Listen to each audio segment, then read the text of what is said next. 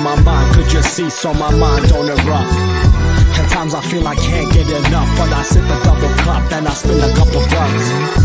Sending out some love to my blood, to my girl, to my buds, to the homie up above. Okay, remember now, we're not here to judge anybody. We want to handle this with love, right? You want to tell him how his drug abuse has hurt you, maybe hurt himself. Okay, Harold, what time did you tell him to be here? 5 o'clock, but he's always late. No, he'll be here. In 3, 2, 1. Is this a 5 o'clock free crack giveaway? And there you go, folks. The traditional MCU's Bleeding Edge YouTube channel and podcast. Special, drug addiction infused, Tyrone Biggins intro that we'd like to play, to spread the love, baby, for the 5 o'clock free crack special, which Andres and I, unfortunately, were so busy today, we both skipped, sadly. So we're dragging a little bit. First off, folks, it's Jeff, not me. I'm clean. I don't do those stuff. I'm an international spy from the 60s. Hey, I don't know this for a fact, but I don't believe that crackheads actually joke about being a crackhead as much as I do. Like, you know what I'm saying? I don't think they do that. So, like, obviously at that point, I can't be a crackhead. No, right? no. I mean, you know what I'm saying? Like, if I was a crackhead, I would be the fucking dopest crackhead ever. Yeah. Hey, right? You should be. We should call you the professional crackhead because, like, look at you. It's like, no way you're a crackhead. You're a professional. The way you speak is elegant. No way, brother. You're. I think you're the professional crackhead. The first of your kind. Anyways, folks, episode 2, the MCU Bleeding Edge report. I am accompanied and joined by a fellow creator and good friend who I continuously, as the weeks roll on, had to continue to try to figure out how to redefine what to describe him as or whatever description and whatnot, because I don't know, right? He keeps on grinding fucking shows out with us and whatnot, really to the point where I'm like, I gotta keep upping the shit. I gotta keep upping my game with the adjectives and shit and whatnot, right? And like lengthening his whole skill or whatever and whatnot in the description. Nah, I'm just joking. It's Andre, the pop culture guy, who I'm telling you right now, if he keeps rolling with me and whatnot and everything, rocking with me, and I keep shouting him out as the Andre the pop culture guy, before you know it, Andre's the pop culture guy, and the pop culture guy is going to be up in the millions in the hashtags, baby. Just wait. I'm telling you, Andre. One day we're there. We're almost. At Cyber, I did a hashtag blow up for him at one point on the DL. I didn't say anything to him about it. Mm-hmm. And I just started hashtagging him on everything, every fucking thing I ever did. I hashtagged him on it. And before you know it, he went on TikTok and he went on Facebook and shit and everything, and bam, Cyberneticshark was at 600,000, or whatever, whatnot. Like, it was actually something that would come up automatically. Wow. Right? Good on him. No, you know what? And folks, I'll tell you, I love that Andres from Jump helped inspire and infuse talking about content creation a little bit on the show and whatnot as we're doing our second edition of the Bleeding Edge report, right? Like, we've never really talked about making content or like what it's like being a creator or whatever, doing podcasts or like live streaming or whatever, whatnot on shows before until now. And it's pretty interesting. I actually kind of enjoy it. Yeah. Andres, how are you, brother? How was your podcast? It was good. Me and my co-host Will discussed Too Fast, Too Furious, the second film of the Fast and Furious films. It was fun, and we did make a lot of puns, fast puns. Hopefully tomorrow I'm gonna upload that podcast for the 4th of July. You will hear it. It's fun. Oh my god, that movie is awesome. I haven't seen it in a long time. Oh yeah. But I will tell you though that we'll mention it again during plugs, and then what I'll do is tomorrow, for the 4th of July. Which, hey, welcome, happy 4th of July to everybody out there. Yep. Right, enjoy your time with your family and whatnot and everything. Be careful, everybody. Make sure you get a DD and whatnot and everything when you go out or whatever, and just be safe. But I wish the same thing that everybody in the extended Bleeding Edge family. But no, in general, I'll make sure that I do finally go out and make a video or something, like a short or something, and I go plug it out so that I draw some attention to your show, to your pod. Thank you. Yep. Now when we get in the studio after the show and just give me some info and whatnot and everything, so I know what to put out there, and I'll take care of it. Yeah, that's fine. I got you, bro.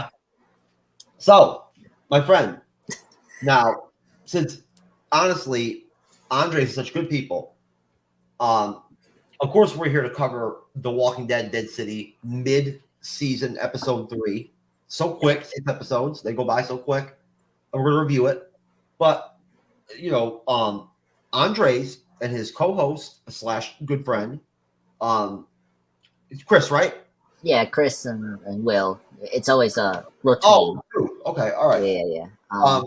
They're big DC fans, and on the thumbnail it mentions that, of course, we're here to talk about the casting of Lois and Clark, and what I don't really know how to define it, but I've been calling it lately. I'm tired of mentioning Saffron, so I'm just calling it the new Gunn DCU. Basically, right? Like that's how I view it and whatnot, right? I don't know how you like to call it. What do you coin it? I think everyone's saying Gunn. Like, I think Saffron is just the guy there. He's just there. Like, I don't know. Like, why we need 2 producers? I don't know. It's just weird. I'll still probably do Gunn Saffron here or there, or whatnot, right? Because it is officially how Warner Brothers did lay things out, right? That's how they wanted it put out. That's how Gunn put it out, right? So, but still, though, he's on the creative side. That's all we really care about, right?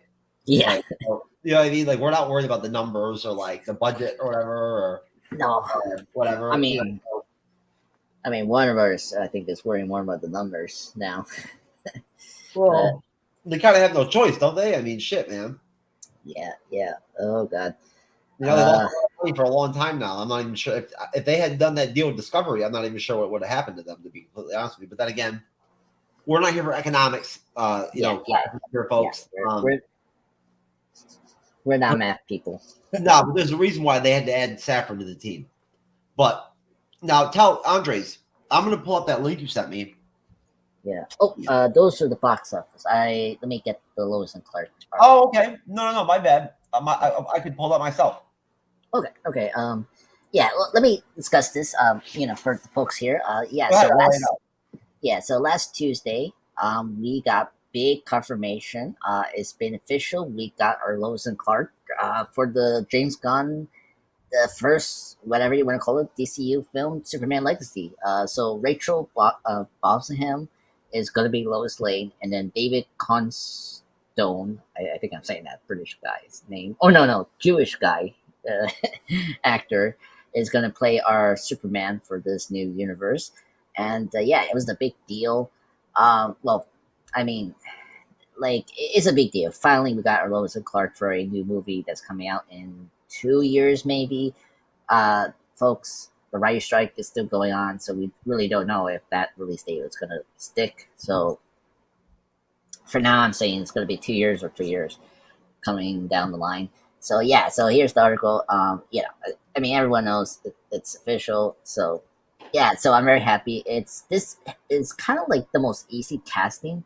Like the internet, like when we're hearing about these like test screenings, as we call it in Hollywood, where we see multiple actors that were considered for the role, and one of them are like what do you say, like they were screening each other, see who was the best for the role. And so that's what happened during these like couple months. And so basically David and Rachel became the top 2, and so they became our new Lois and Clark. There's a lot of reason they sort of did this. I mean, first off, the Flash not doing good, so it's actually good that they announced this right away to just blow up the news from the Flash. But they didn't have to do that, because in the end, Jones did so badly. So everyone's gonna forget about the Flash now this week, whatever. Secondly, Comic-Con, like, it's beneficial. Every major studio is not going to Comic-Con, so because I think right now the actor strikes is going to come up, and so there's no way the actors are going to go and promote stuff during July. because of other writer strikes are coming up or deals is going to form. So they have to announce this right away and make sure that, okay, we got our actors here. So yeah. So yeah, no surprising. I mean, if you guys have been paying attention to this casting, Rachel and David were like the top fan slash like choice for so many people to get those roles. So I'm happy about it. I mean, it's a good fresh start after 10 years since Man of Steel. I seen Rachel in a couple things. I seen the marvelous Miss Maisel. She's great. She's a great actress. She has the most experience out of so far this announcement. She's a terrific actress. She's the perfect Lois. Like her brunette hair, everything. Like she is spitted image of Lois Lane, which is great. David, the other hand, he's a new actor. I have not seen him. He's been in a couple things, like some of Ryan Murphy stuff. Hollywood is that Ryan Murphy project. Check it out in Netflix, whatever. So yeah, he's new. He's a new actor, I heard. So okay, he looks a lot like Henry Cavill. That's another I want to bring out, that like he looks kind of similar to him, like his facial face. Excuse me. Is like, oh my god, so like, but that's like all Superman actors you think about it. Like Henry Cavill looked so much like Christopher Reeve. Like there was a scene in Man of Steel when he was trying to stop the terraforming machine, and like the sonic machine rippled his face, and like he almost looked like Christopher Reeve in that moment. Was so weird. But anyway, but yeah, so that was major this week. Right now, Lex Luthor is the next casting we'll probably hearing soon. Right now, the top containers are the Skarsgårds. Bill Skarsgård, who was the villain from the new John Wick film. Of course, he played the new Pennywise in the It Chapter films in 2017, 2019. So, and his brother, Alex Skarsgård, who was in the movie this year, Infinity Pool, and of course, in Godzilla vs. Kong movie from 2 years ago. And yeah, of course, in True Blood as well. So they're in the top roles in terms of Lex Luthor. There's other ones like Nicholas Hoult, maybe gonna get that role, maybe, I don't know. So Really? I like that. yeah, so like yeah, it's weird. Nicholas Hoult was first in the run up for Batman, before Robert took over. We got that role, and then he was trying to do the Superman one. Like Warner Bros. Are so like this actor Nicholas Hoult, which I like Nicholas Hoult. He's a great actor. Now you see this right here, Andres. It says that Gunn reportedly delivered the Superman Legacy script 1 week before the guild strike. Yeah, so that's good. So yeah, so they're probably be moving forward, so that's fine. Okay, so they'll probably be on time. So, No, it says right here, no, that literally that they're going to start shooting. Where is it? Next year, January, something like that. January. Oh. Sorry, but yeah. So okay, that's good. So they're fine. If you got your stuff like done before the strike, then you're good. That's what I heard. If you're reading your stuff on time before the strike happened, you're good to go to production. So, but yeah, so exciting time. I'm just waiting for Lex. I'm really waiting more on the villains. Who's going to be the villains for this film? Like, come on! It's like I want Brainiac. Like one day. I mean, I never tell you, Jeff. As a casual Superman person, my favorite Superman villain is Brainiac, and it's like so annoying after 42 years since Superman 1978 film, we have not had Brainiac as the main villain in the live action film, and yeah, it's so annoying. So hopefully this, or I don't know, Supergirl movie, that Woman Tomorrow film could maybe include Brainiac, but yeah. So exciting news. I want to hear your thoughts, Jeff, about the casting. I mean, well, I mean, like I've never been I can't think of any time ever when I've ever been critical about any of this DC stuff or whatever right now, because again, I've never had like those of you that follow the Bleeding Edge and whatnot, y'all probably, I'm sure, know, just like Andres knows, that like I've really kind of been heavily influenced by like other creators and guests and whatnot, and then by covering things like The Mandalorian and Andor, to where it just literally sucked me in to where now I had to deep dive the lore, right? Like, you know, that's I've done it several times. It's the same thing that got me into reviewing House of the Dragon, right? I never would have done it if not for the fact that literally, after not having watched Game of Thrones, right, I just happened to be on YouTube, like, you know, because of, you know, stuff that we keep internally here on the Bleeding Edge in terms of like my personal life and whatnot and everything. You know, I kind of didn't really do watch much TV watching, or didn't go to the movies or whatever for a long time, and kind of just did YouTube, right? Like just went on YouTube, watched YouTube videos, reaction videos, whatever. Bottom line, it's how I got sucked into Dune, right? It's how I got sucked into the Dune lore and whatnot. I ended up buying the Dune novel, which I haven't not read yet. I still have not had the balls to step to because that bitch is thick.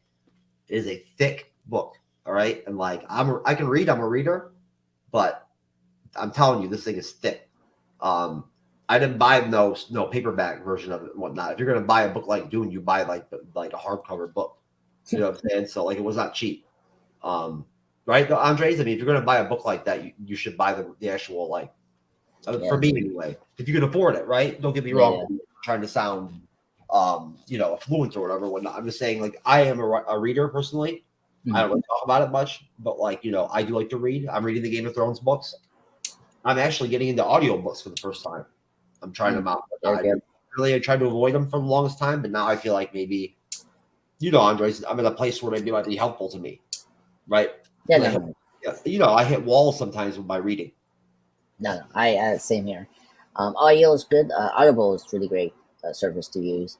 My friend that I know is reading Doom, and it's a big book. He was reading that preparation for the film, from the 2021. So yeah, you should get it finished before the new movie comes out. I've got to watch the first one again. I watched it one time right before reviewing it on the Podcast of Champions YouTube channel and podcast. We never even reviewed it on our channel. Oh wow! At that time, we hadn't evolved to where it would be something we do, right? And we had our 3 shows at that point. But at that point, even then, we already were so busy that, like, you know what I'm saying? There was no room for a Dune review, right? I had to do it on other shows. You know what I mean? But literally, I watched it right before a review, so I didn't really get to enjoy it even really. You know what I'm saying? Like I was taking notes during it and everything and whatnot, you know? So I'm going to go back and watch it. I bought it the other day. Cyber will be proud of me. I sent him a picture. I bought the 4K extended cut version and whatnot, everything, because like he does all the time. Because I always buy the cheap ass shit. You know, like I buy me and my kids like the like I'm not trying to do my kids wrong. I mean, I take care of my kids, you know what I'm saying? But we all get the $10, $8 old school DVD version of the fucking MCU movies, right? That's what we get. You know what I'm saying? Well, I tried to get the ones that have the special features, like give you the making of and all that, because like the MCU don't do that. They say all that in the Blu-rays, which is weird. I'm evolving. All right, what can I tell you? I'm not stubborn, but I do listen to people, and like, you know, hey, it's just like with Cyber. Cyber suggested that I consider taking vitamin supplements beyond just like my everyday, you know, multivitamin for my anxiety, because he said it helped him to take like vitamin B concentrate supplement, vitamin D, whatever. Well, I did, right? And I can honestly say that since I've been doing it now for over a year, I've added more of the vitamins. I'm doing more of them now. I'm doing A. I'm doing, you know, I've got Z up in that bitch, right? Yeah, I mean. Got B up, gotta have B up in there too for vagina. You know what I'm saying? B for vagina. You know, which is a great title for a Cinemax. Cosplay / like for our OnlyFans page when we have our OnlyFans. Right? But but honestly, I can honestly say, and I gotta knock on wood on this one. Any of those of you out there that have anxiety or have anxiety attacks, that I can honestly say that even with all the bad insomnia I've dealt with and whatnot, Andres, you'd think that I'd have more panic attacks maybe than I normally would have. But now that I look back at it the other day, I realized that ever since I started really kind of like taking the vitamin supplements, I probably only had maybe like, I don't know, less than 10 panic attacks like over the last year, maybe 10, which is not many. So, you know, like, thank God. Yeah. Now watch, I'll have one tonight. Right? Like at the end of the show or something, or during the show, I'll have one. I've had them before during the show. They're not fun. Right? Like, you know, normally I just keep it to myself, but only if it gets to where I have to like get up and get a Xanax or something. So I put some private chat and I'm just like, hey, everybody, just so you know, I'm having a panic attack right now, whatever. You know what I mean? It's kind of embarrassing, but what are you going to do? Anyways, folks, I'm going off the rails over here. But no, Cyber being Mr. Cinema, you know, him being the his role being Mr. Movie or whatever, TV or whatnot, has been pushing me to stop buying the cheap DVDs and start buying, especially at least with good movies, like the ones that I like and whatnot, everything, to buy like the Blu-ray, you know, shit and whatnot, everything. Like if it's gonna be the Marvel stuff or the fandom stuff we cover, and get like the decent films. I've been doing it. I've been following through. But as far as DC goes, basically, long story short, I haven't had an epiphany moment yet. I guess if you want to say an epiphany moment, like an epiphany moment in my, maybe because I haven't reviewed the right DC stuff or something yet, or enough of it yet, or something like that, right? To where it's activated that part in me. So I wanted to go into the lore heavy, like with Game of Thrones, where I just saw some reaction videos of some of the battles from Game of Thrones. I saw like reaction videos of people of like the Long Night episode, and it just fucking blew me away, man.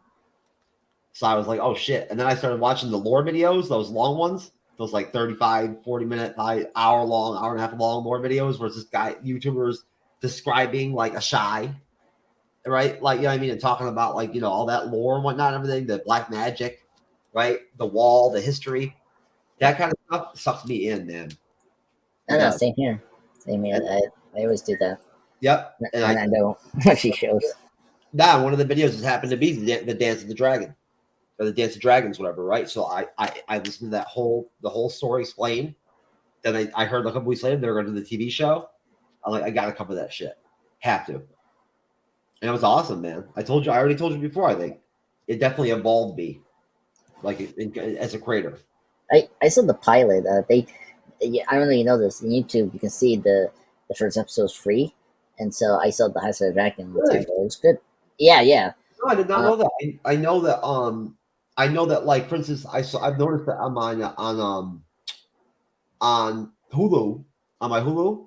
The first when something's released on Max, right? What used to be HBO Max, The Last of Us. Yeah. They drop the first like 2 or 3 episodes of the season onto Hulu. Oh, okay. Right. Then you have to go back and pay. You got to on that, you know what I mean? If you want to, right? Okay. Yeah, I think they played the whole season on there too, but the only the first 3 or whatever were actually came out on time. Yeah. Right? No, I didn't know YouTube does that though. The first episode's free. Yeah, just the first episode is free. Yeah, I saw this and the Low Jackets, the Showtime show. Yeah, I'm trying to figure out what other one I did, but yeah. I actually really like the pilot House of the Dragon episode. The DC animated movie reviews have really, really got me close, right? I think what it'll take is for us to get into the Gunn slate, right? The Gunn Safford slate. Yeah. And actually start to cover like Waller and cover some of these. I've got to go ahead and watch Stina's series. I didn't watch that yet. You know, I see that. I loved Gunn's what do you call it? Suicide Squad film was awesome. Yeah. It's one of the best in the DC films. Oh yeah, I swear. It's too bad it did so bad. And then we saw the box office numbers the other day. Remember? It was like the second worst. Yeah, second worst.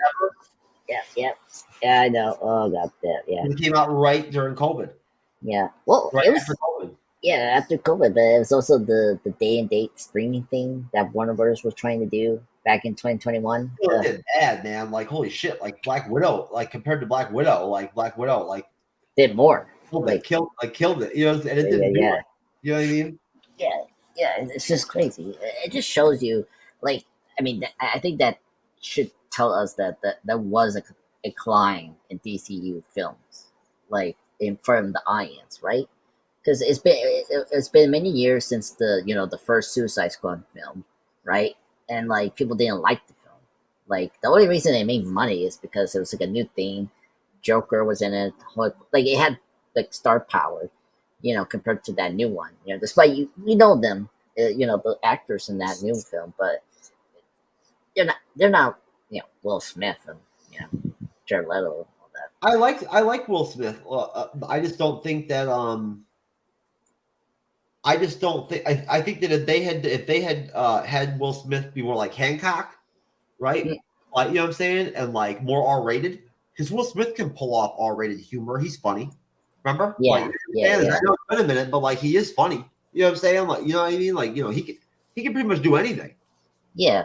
Like, he was handcuffed by like, the writing and the story that they gave him for the film, like, how they decided to play it out. I'm saying if you would have turned him into that Suicide Squad film that Gunn did, I think Will Smith probably would have shined. Yeah. Well, and Bad Boys. Actually, speaking of Bad Boys, like the rare films he does the most are the Bad Boys films, and he's great in those. So could you imagine if we made Bad Boys films together, like our own Bad Boys films, and it was like us? Yeah, that'd be some boring shit, dude. Yeah, not like Bad Boys 2 go over Cuba. We'd be like it would be very exciting. We'd be like at the massage parlor. Oh my god, no. No, please don't do the misogyny report, please. We can say that in other shows. Yeah, I can't believe it. Next 2 days, segregation. I know you're gonna put that in segregation. Episode 3 review.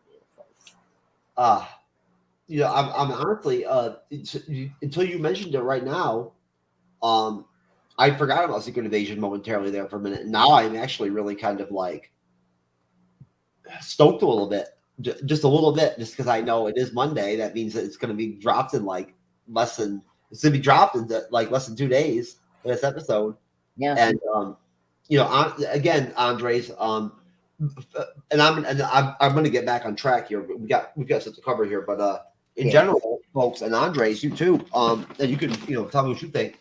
I love Secret Invasion, and I've had my energy, folks. I have insomnia. It's still not quite where I'd like it to be. It's coming back, right? It's getting there, right? I'm still having a little bit of trouble. I'm still late sometimes for shows a little bit. I lose focus a little bit sometimes. I procrastinate a little bit. I just don't have much energy, but I'm getting there slowly but surely. And hey, we added a 4th show to the week. I mean, hey, man, like, can't complain with that. I mean, YouTube loves content. One of the key rules of content creation is make more content, which Andres knows very well, since I see him dropping videos left and right and shit. You're actually starting to fuck me up, man. You want to compete with me, you're actually starting to drive me. Like, I might have to fucking start like grinding. Yeah, well, reels. I try. Well, I want to see you fucking jam out a 6-hour live stream by yourself. Yeah, I guess. Yeah, we're discussing content now. I was just gonna ask you. You think it's worth doing a live show over my channel? Is that beneficial? Like, yeah, I'm asking honestly, listen. It's very simple. That there's reasons why, like, I became a live streamer and whatnot, and then that have to do with stuff again that I don't want to talk about. You know what I mean? Right. Doesn't need to be brought up. You know what I'm saying? But also because of the fact that I did a lot of research. Because I was an individual content creator for a long time, folks. I mean, I don't talk about it much in the show. Don't need to, really. You know what I'm saying? Whatnot, it doesn't need to be talked about. I don't want to bring it up. Let's just say that I did several years in the trenches, right? I mentioned this before, folks, so this ain't new information, that I'm a conservative and everything and whatnot. I used to have an American flag behind me, right? And I replaced it with a Band-Aid poster. I've had posters up behind me. You've never seen them before, Andres, that said things like, making fun of liberals and shit like that. I've done it before, right? I even wore my Trump hat one time on a show. No, I'm just kidding. Just one time. Only one time I did it, just for fun. Just I said nobody believed I would do it, but I did it anyway. They're like, you'll never do that. Well, you know what? Here I come. There we went. I wanted to go moderate the show that night, and I had my Trump hat on. Anyways, because I don't give a fuck, man. But no, but bottom line, though, and we don't talk about politics on here, folks. But I did, make individual content for years, and I wanted to make long form content badly. I remember going on podcasts for the first time and whatnot and everything, and I felt like that was my natural inclination. I was like, this is where I belong. You know what I'm saying? Whatnot is having these kind of discussional structure, right? And like, you know what I mean? And like, I'm with people, right? Not just by myself. You know what I mean? Yeah. We're like, if I am, going back and forth with people like, as an individual creator at that time, it's nasty shit. It's usually bad. It's not positive. You know what I'm saying? Well, not. It's like, harsh, right? So, no. At that point, I did a lot of research. And bottom line, I think you already know. Overall, the live streaming is projected to continue to grow as a sector of content creation, for like the next decade, year after year after year, it's going to keep growing, right? Like, this type of live streaming right here, gaming, streaming, too. You know what I mean? People are just going to keep cutting the cord, right? Before you know, there's not going to be more cable. You know what I mean? Or that's just going to be gone. Which is why, yes, folks, I will reveal, but don't tell Cyber, all right? The surprise, Andres, I told you that I had and whatnot, is that we're going to be bringing our show onto Roku TV soon. We're going to be on a Roku TV channel. Oh, really? We're going to have our own mobile app for iPhone and for Android. Our umbrella and everything and whatnot and everything. So I'm just been wondering why I've been taking some shows off and whatnot and everything late here and there and whatnot and all that. It's not just because I'm fucking off. It's because I'm literally negotiating deals and shit and whatnot and having meetings with people legitimately. I just trademarked. I told you I could trademark our shit, man. Yeah. That was and the Ions. Yeah, the Ions know that too as well. You brought that up as well, trademarking. It took 5 hours of talking to different attorneys and whatnot until I could pick one to work with. Right? It's an important decision to make. You know what I'm saying? And you're talking about almost $3,000. It's a lot of money. So right. At that point, I gotta, be careful. That's the kind of thing, folks. The only advice I'll give you with this kind of stuff is that always get don't just go with one person. If you're gonna spend money out for this kind of stuff and whatnot and make these big moves, look around. You know what I mean? Dabble.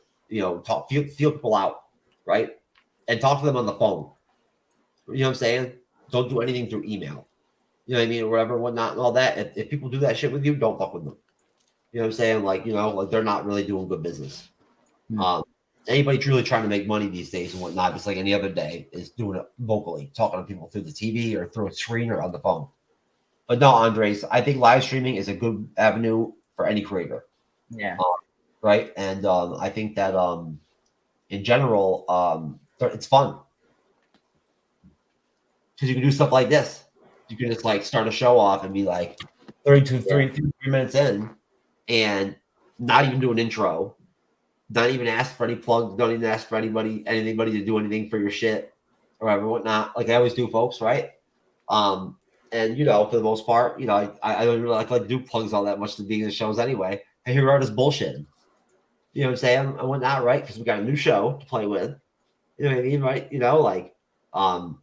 Honestly, Andres, we record together so much and whatnot, everything and all that and whatnot, right? That we should interconnect some kind of series or something like that and whatnot in between your one of your YouTube channels and whatnot to ours.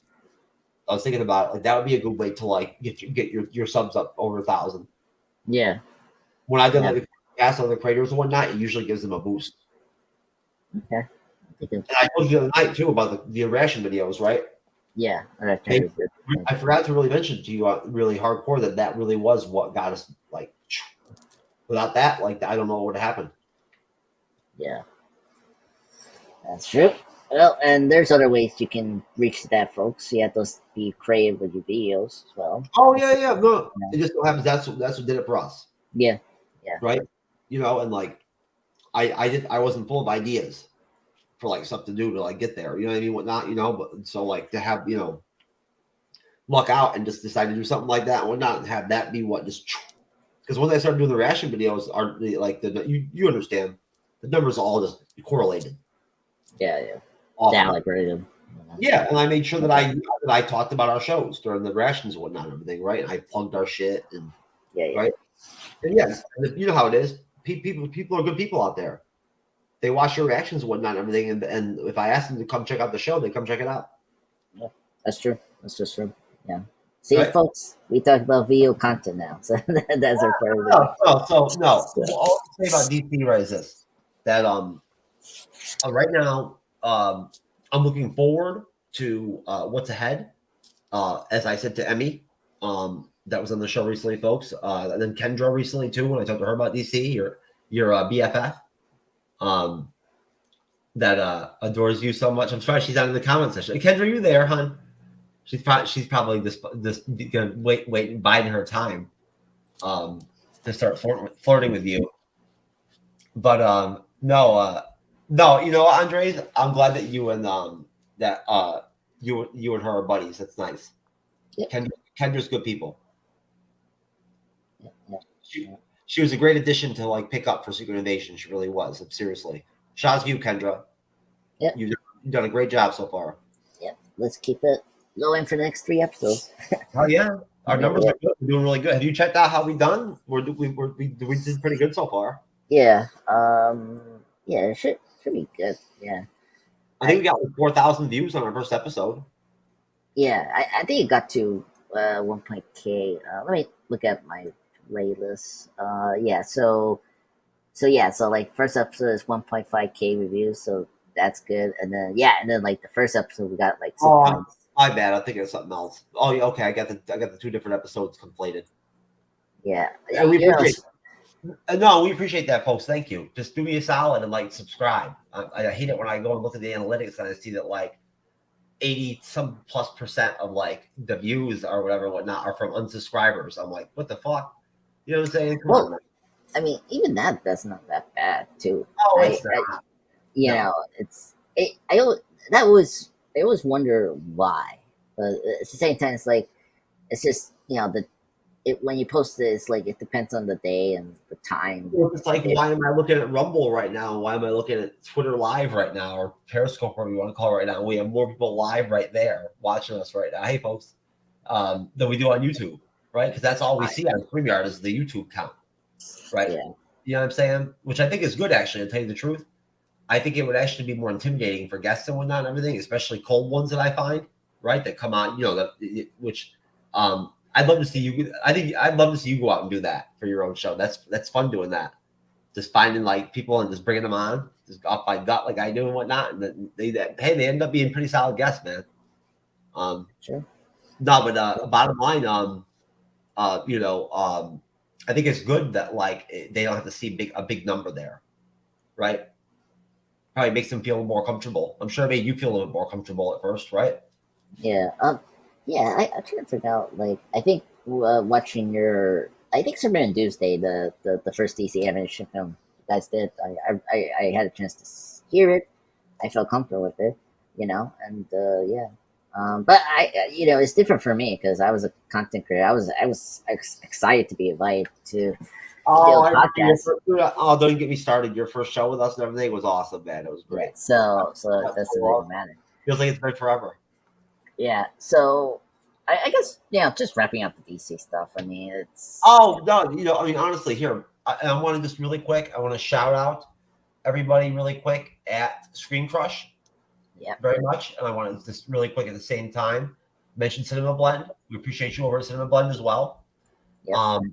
And of course, Andres, we don't need to delve into this whole dichotomy, what they're trying to talk about here. They're getting into the nitty gritty of like the actual Superman legacy film and everything and whatnot, right? And like the lack of them going with an origin story and everything, and right? They're questioning that. I mean, it's like it's been confirmed from Gunn. It's not going to be an origin story. Like it's going to be pretty much like a they're changing up the template. You know what I mean? Yeah, like exactly. Yeah, it's like how to say it, like folks. It's more like the Batman. It's like, okay, he's going to be like a year 1, year 2 Superman, you know, starting his career, and then get this like exciting innocent one of the villains, and that's how it's going to happen in this film. Right. Can't wait, folks. Ahsoka's coming, bitch. What's up? Hey, 2 months. We're almost there. It's going to be fast. Even Andre's excited. He just don't want to admit it. Hey, I got my Walking Dead shirt, so I'm excited. So, I bet you were happy when you got that shit in the mail, huh? yes, I mean, come on, we're reviewing this show, Walking Dead, Dead City. Yeah, episode 3 was pretty solid. And you Yeah. know, honestly, I don't. You know more about the I know the actress and whatnot, but I don't know anything about the actor there. He's got. I'll tell you right now, it's not exactly the ideal spot to like have to jump in there like the way that things got handled with Cavill, right? You know what I'm saying? Right? Like, I mean, that's not exactly like a great outlier to like be added to like or a connotation to be added to you or being hired into this position. You know what I'm saying? Whatnot, right? As an actor, you know what I mean? To play this iconic character, right? That's like one of the top 3, most popular superheroes ever. You know what I'm saying? Like, in general, you know what I mean? Like overall. So, I'll tell you, it's good luck. Yeah, good luck for him. I mean, well, it's so far it's going strong. I mean, it's not having a speedy bump. The idea of Gunn writing and directing a fucking Superman movie like gives me a hard on. Yeah. I guess just I mean, just concern really is just if the movie is gonna do well. That's like we have to wait and see for like everything. But we'll see. But then again, but Andres, and that's another conversation. But what is even doing well anymore? You know what I mean? Like, exactly. How long has it been since the movie has made over $1 billion? Spider-Man 3, right? Yeah. No, well, I mean, you got Top Gun Maverick. They did it last year, and Avatar 2. Okay. All right. That's right. So, Okay. Yeah. This year we had the Super Mario Bros. For like Super Mario Bros. Is so far the 2023 film that crossed the 1 billion mark so far. I can see Spider-Verse do it. Like if like I like this whole month that movie has done so well. I can see it cross the billion maybe, but we'll see. If it has enough tank, like if we hear the phrase tank, is like if it has enough tank to go up to 1 billion, maybe it can be possible. But we'll see. I can see the new Mission Impossible movie crossing 1 billion mark. Because of the Top Gun. Really? Yeah, I mean, if the Top Gun Maverick thing. You think the buzz from Top Gun Maverick is for like Cruise? Is that heavy, like or whatnot? To that people are going to come out like in mass? I mean, is he even like? I mean, like I guarantee you right now, I could probably bet you money. Mm-hmm. Like right now, that if I called Isabella, my daughter, on the phone, right, and I asked her if she even had ever seen one movie with Tom Cruise in it, she'd never seen one in her life.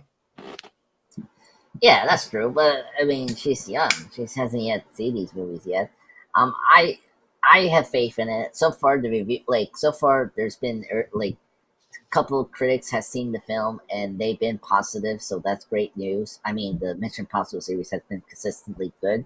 I mean, the last film, Fallout, amazing, great action film of 2018. So it's gonna make money, and I definitely think it's gonna cross the billion.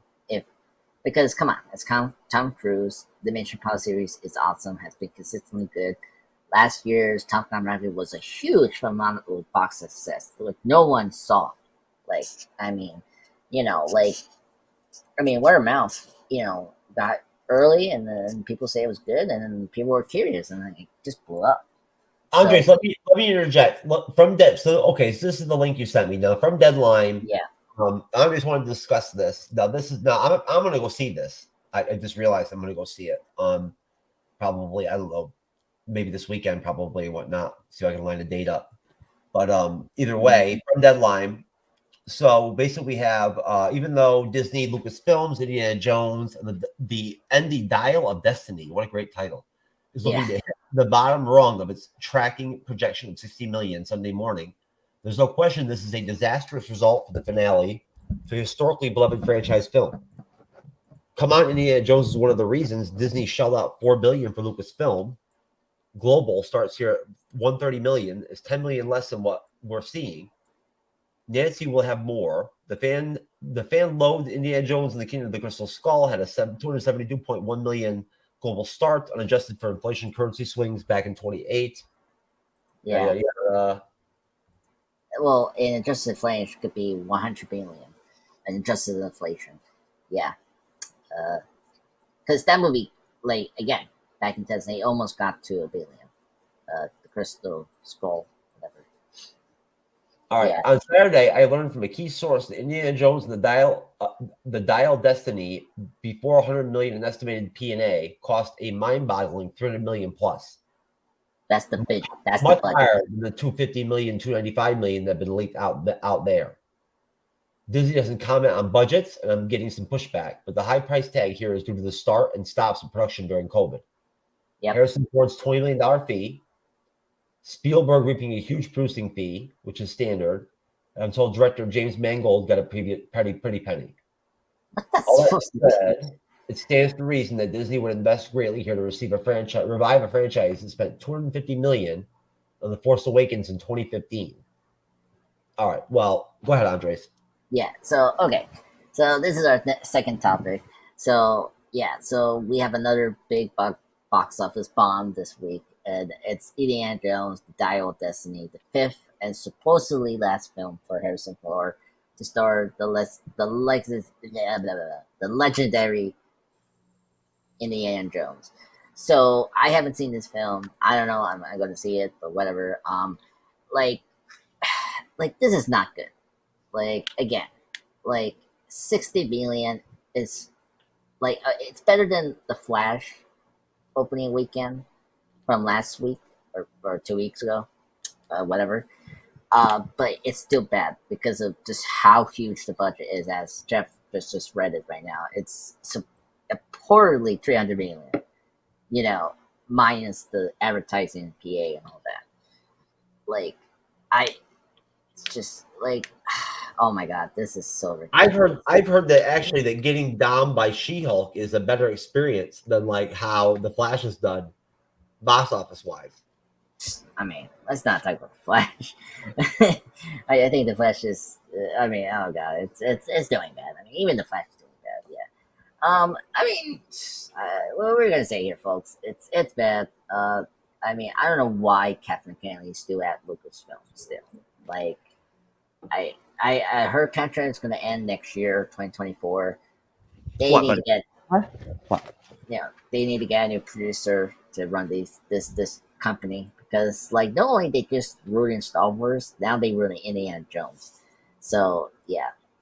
Well, I mean, I'll still go watch it. I never even saw the other film. The Kingdom of Stone. Yeah, I never even watched that one. But I probably, I'll go watch this one. Oh, pardon me. I love Harrison Ford. I don't know why. Andres, I don't know what it is. Lately, like, honestly, like I'm like a night owl. I don't know why I'm yawning or whatever, whatnot. All of a sudden. But anyways, no. So basically, at the end of the day, when it comes to Disney, they ain't doing so hot. No. But and as far, I mean, you know more about the Indiana Jones thing than I do. Have you seen the film? The new one? No. I seen the first three. I haven't seen yet the fourth or fifth. So. Oh, of course, I watched the first two. I mean, I watched the first two when I was a kid, of course, like multiple times. My dad had them on VHS. I used to watch the shit out of them. I love those movies. Oh yeah. Oh, The Last Crusade, amazing film. Should have been the end of the series. No, I love Harrison Ford. In fact, you know what?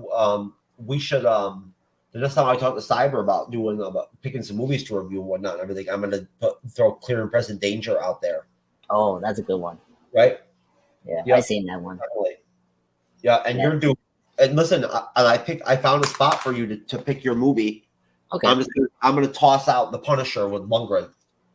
Right, we'll save that for another rainy day or whatever, whatnot. Right, you know what I mean. And you can take that slot. I just have to let you know later on what date it is. Okay. Which is a good time to actually right there, folks, for me to mention that. Yes, it feels so awkward to say that.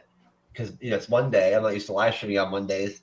That like literally in less than 2 days on Wednesday evening, Andres and I will be back together with Cyberneticshark, my co-host, who will not be moderating this week. you know, and actually, and for once, I actually know that I'm moderating, so you know that shit's gonna be off the chain when we review, live stream review.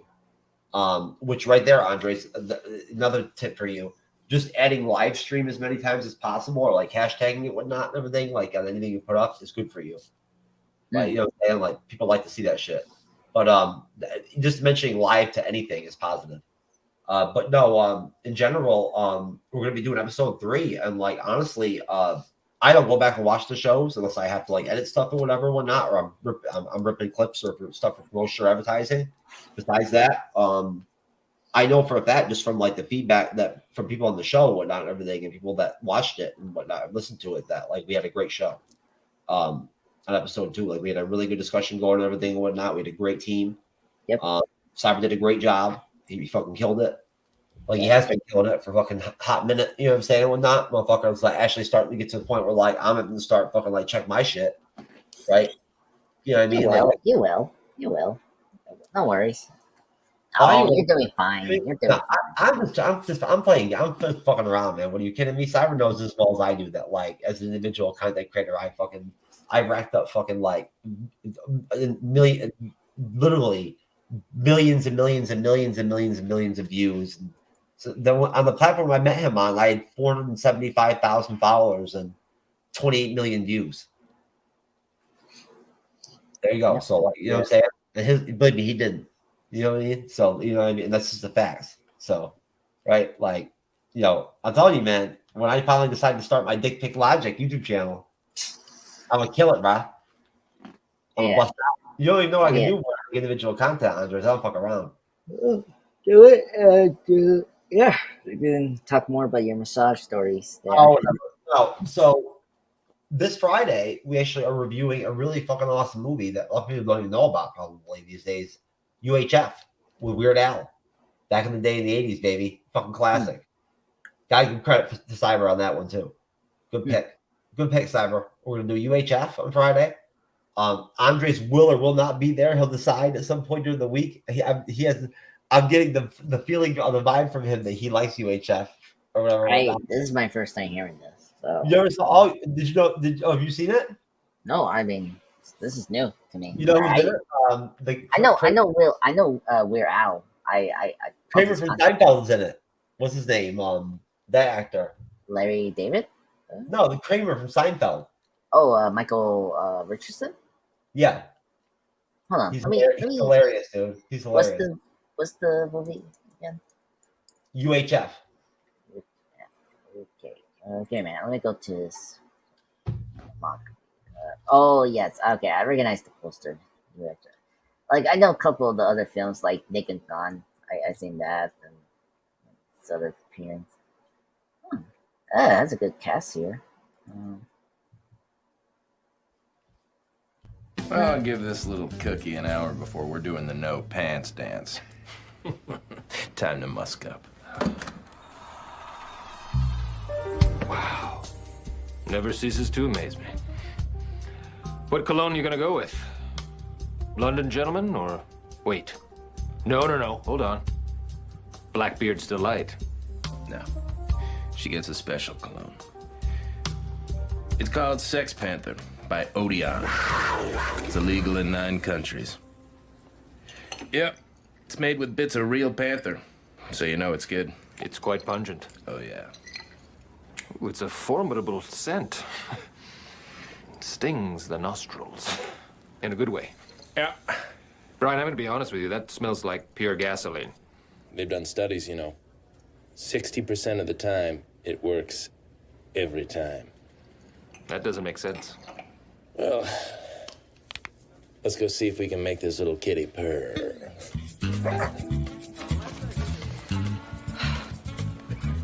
Hey, sweet cheeks. Got an invite I'd like to extend your way. My God. What is that smell? Oh. That's the smell of desire, my lady. God, no, it smells like a used diaper filled with Indian food. Oh, excuse me. You know, desire smells like that to some people. What is that? It smells like a turd covered in burnt hair.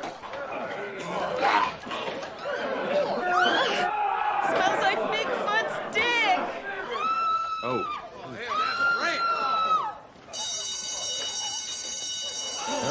smell.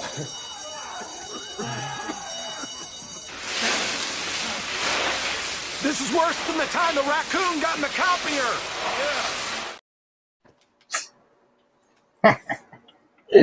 That was funny. I like that. The raccoon, the copy machine. I love it when the chick in the background is like, it smells like Bigfoot's dick or whatever. Oh my god. Oh my god. My favorite in the Ackerman movie is when they're done with the station fights with the other news station people, and then they have this conversation, and then they like Lou Ferrell's character mentioned how like Steve Carell's character killed a guy. That's so funny. Oh god. Oh, and my favorite part from that was them seeing Afternoon Delight. That's, oh my god, classic. Ackerman movie is great.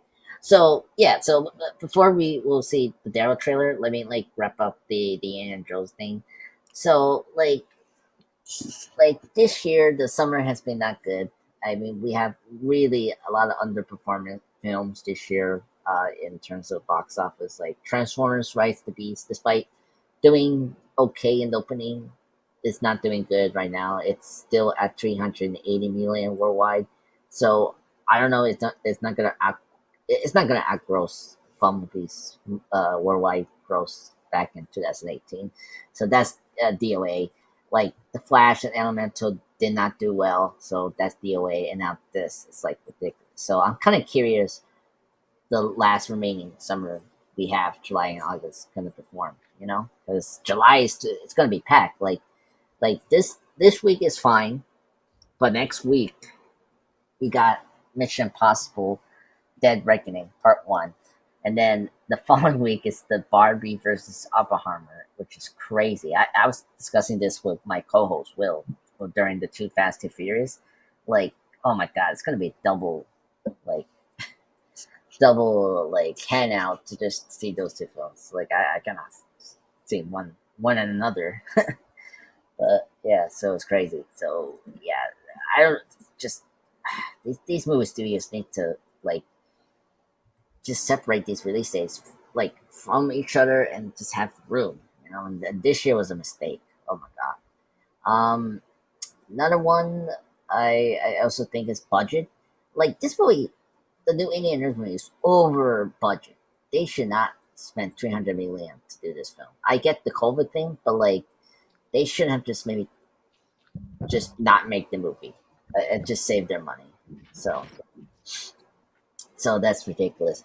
So and then like thirdly, Catherine Kennedy. Like this is a huge blow in Catherine Kennedy's career. Like you think she's been with Steven Spielberg and George Lucas for so many years, and she has been the producer with the Indiana Jones films. Do you think she can easily handle this production over Star Wars? But no, she did the same mistake.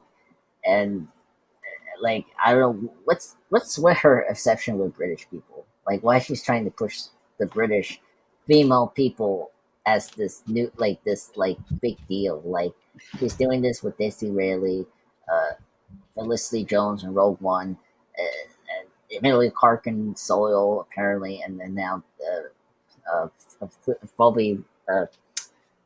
Phoebe Ridger, the granddaughter from Indy here is like, what's going on with Catherine Kennedy? I hope she is let go, get a new person to run Lucasfilm, and try to get these projects to be like on budget but performing well as Disney needs these to be. This is not a good year for Warner Bros. and Disney. Disney only success so far has been Guardians Volume 3. That's just made a lot of money. Like Ant-Man 3 flop. Little Mermaid flop, despite it crossed 500 million. It's still flop because of the big budget they have. Now this is flop, and Elemental flop, and then what was July? They're gonna have the Haunted Mansion. Like, how's that gonna perform? Like, that's weird. So yeah, so not a good year for summer blockbuster this year. So probably perform about as well as you did with that chick on your last date, bruh. I'm single, so I got many years practice. So yeah. So it's not a big deal. I mean, it's nothing new. Like there's like what was it? I don't know if you remember this, but 2017, like June was like 2017's blockbuster was similar to this, but far worse. And 2019 as well. Like, you think about it, like, remember June? We had, like, Men in Black in the Natural, Dark Phoenix, Secret Life of Pets, and, like, all of them underperformed. It's like, it's all over that again this year. It's gonna improve better. I think the holiday seasons, like Thanksgiving and the Christmas and the October, I think we're gonna get better blockbuster movies there. Just like how 2017 was in 2019. But yeah. So yeah, another box office disappointment. I cannot believe it is Indiana Jones. This should have been successful. I mean, James Mangold made Logan, one of the greatest comic book movies ever. So, but yeah. That's right, Andres. You get a man-made reaction video on your ass, dropped on your ass. You could do one during the live stream, man. Now that I know how to do it, all the audio stuff. Wait. So we're also gonna do this and Daryl, right? Daryl is a chair reaction. Yeah, Daryl's not even that long. Well. No, we'll do Daryl right after. Yeah. All right, there we go. Perfect. All right, folks. A little change up and whatnot. Get the energy going a little bit. I don't want to yawn again for the rest of the show. So yeah, I need an infusion of energy. So at that point, I go right to my favorite bandmate, Puzzle.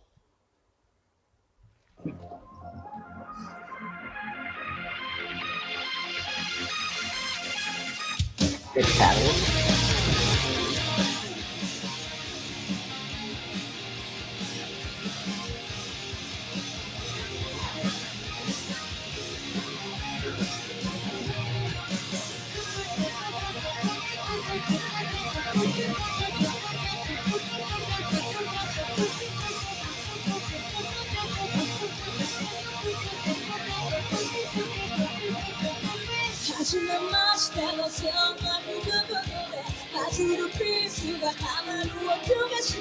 Oh, you put the subtitles. That's cool.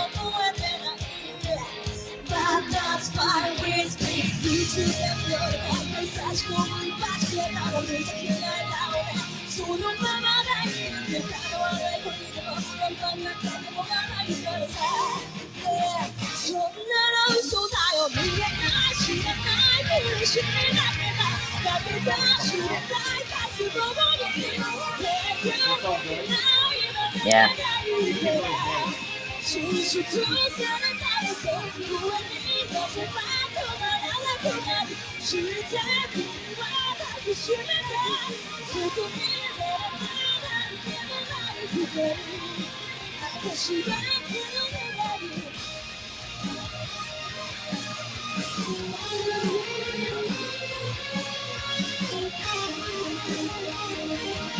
Hey, I have a reaction music video, actually. Look at this.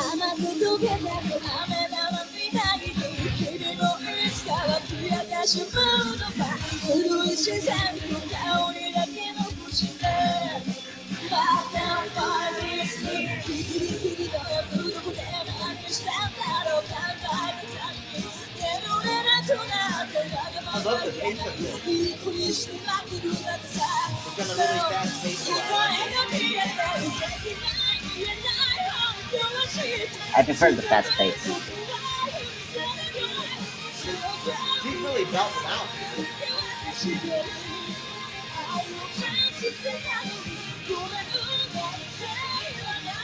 It's almost not even like singing, it's almost like spoken wording or something. Yeah.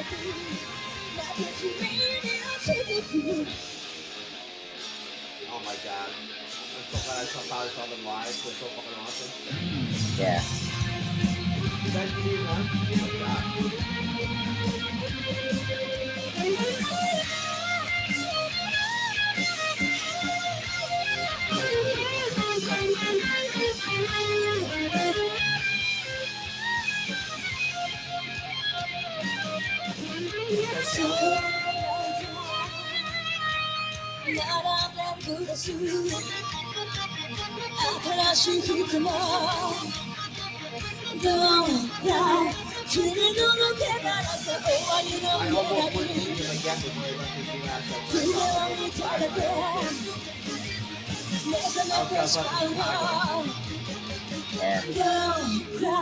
信じさせてくれ見えな知らない苦しみだからかけ出してたい活動が希望できる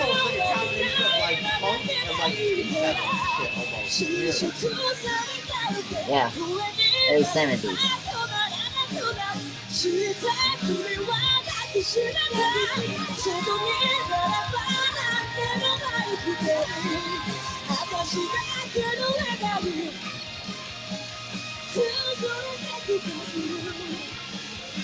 Also, it's like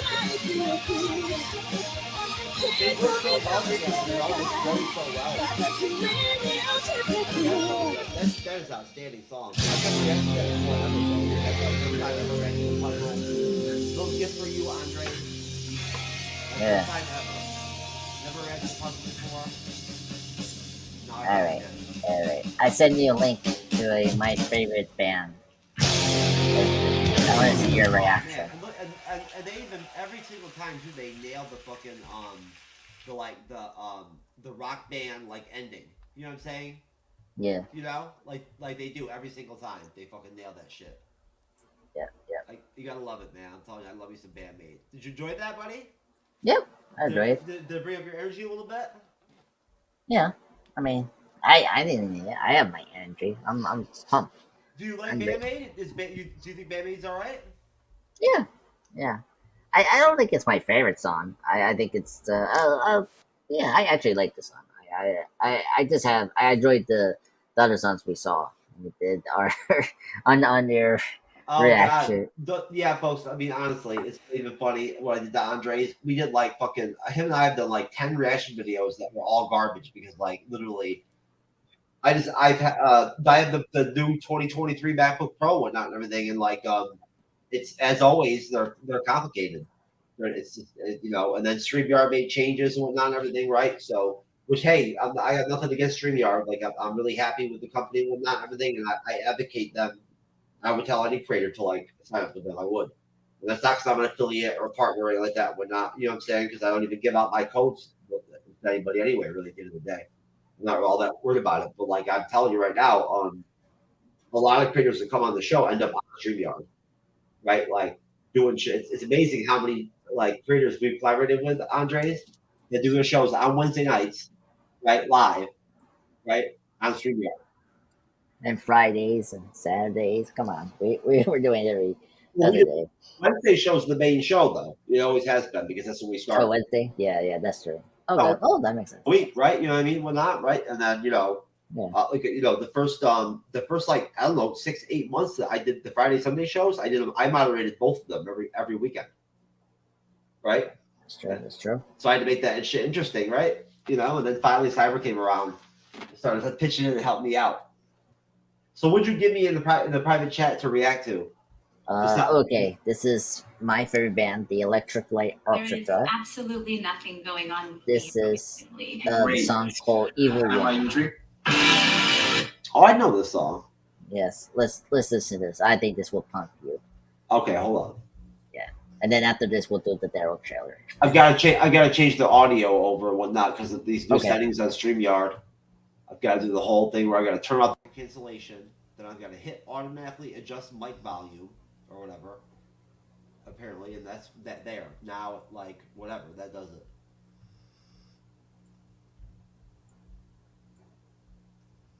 And get the perfect sound effects all in one place. Go to artlist.io.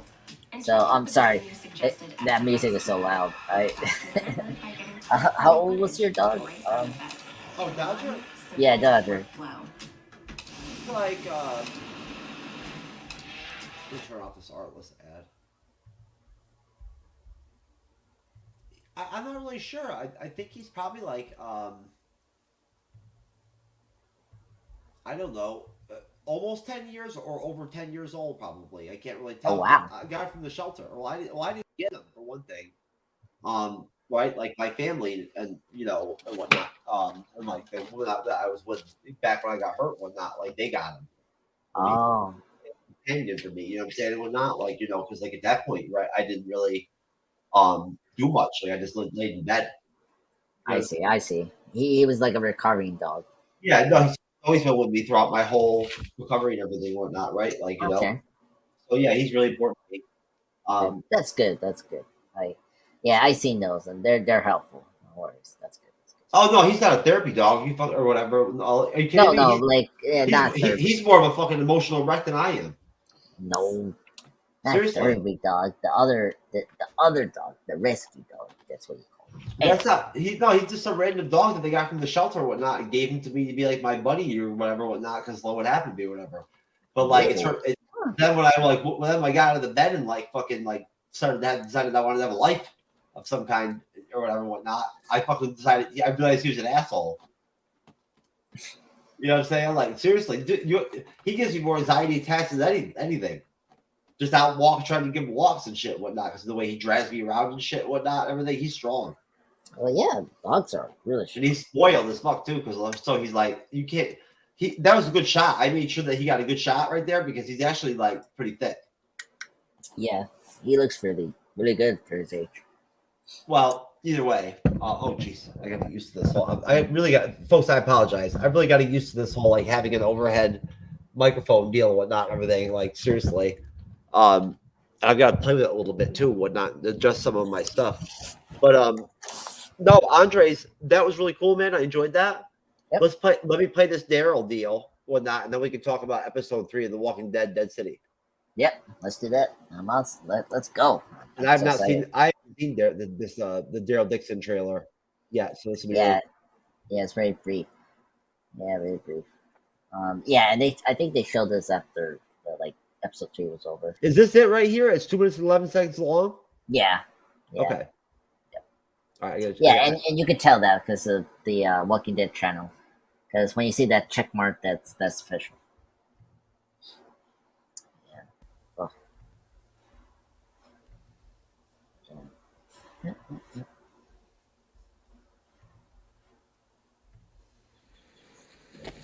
My name's Daryl Dixon. I come from a place called the Commonwealth. Oh, well, I remember that. It's in America. Yeah.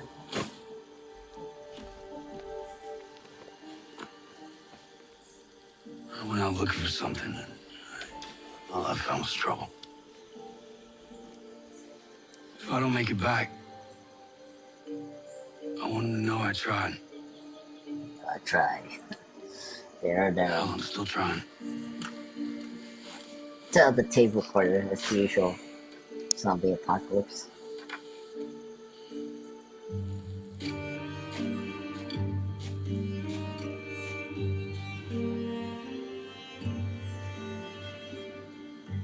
Very neat. That's a great shot. Holy shit. Yeah.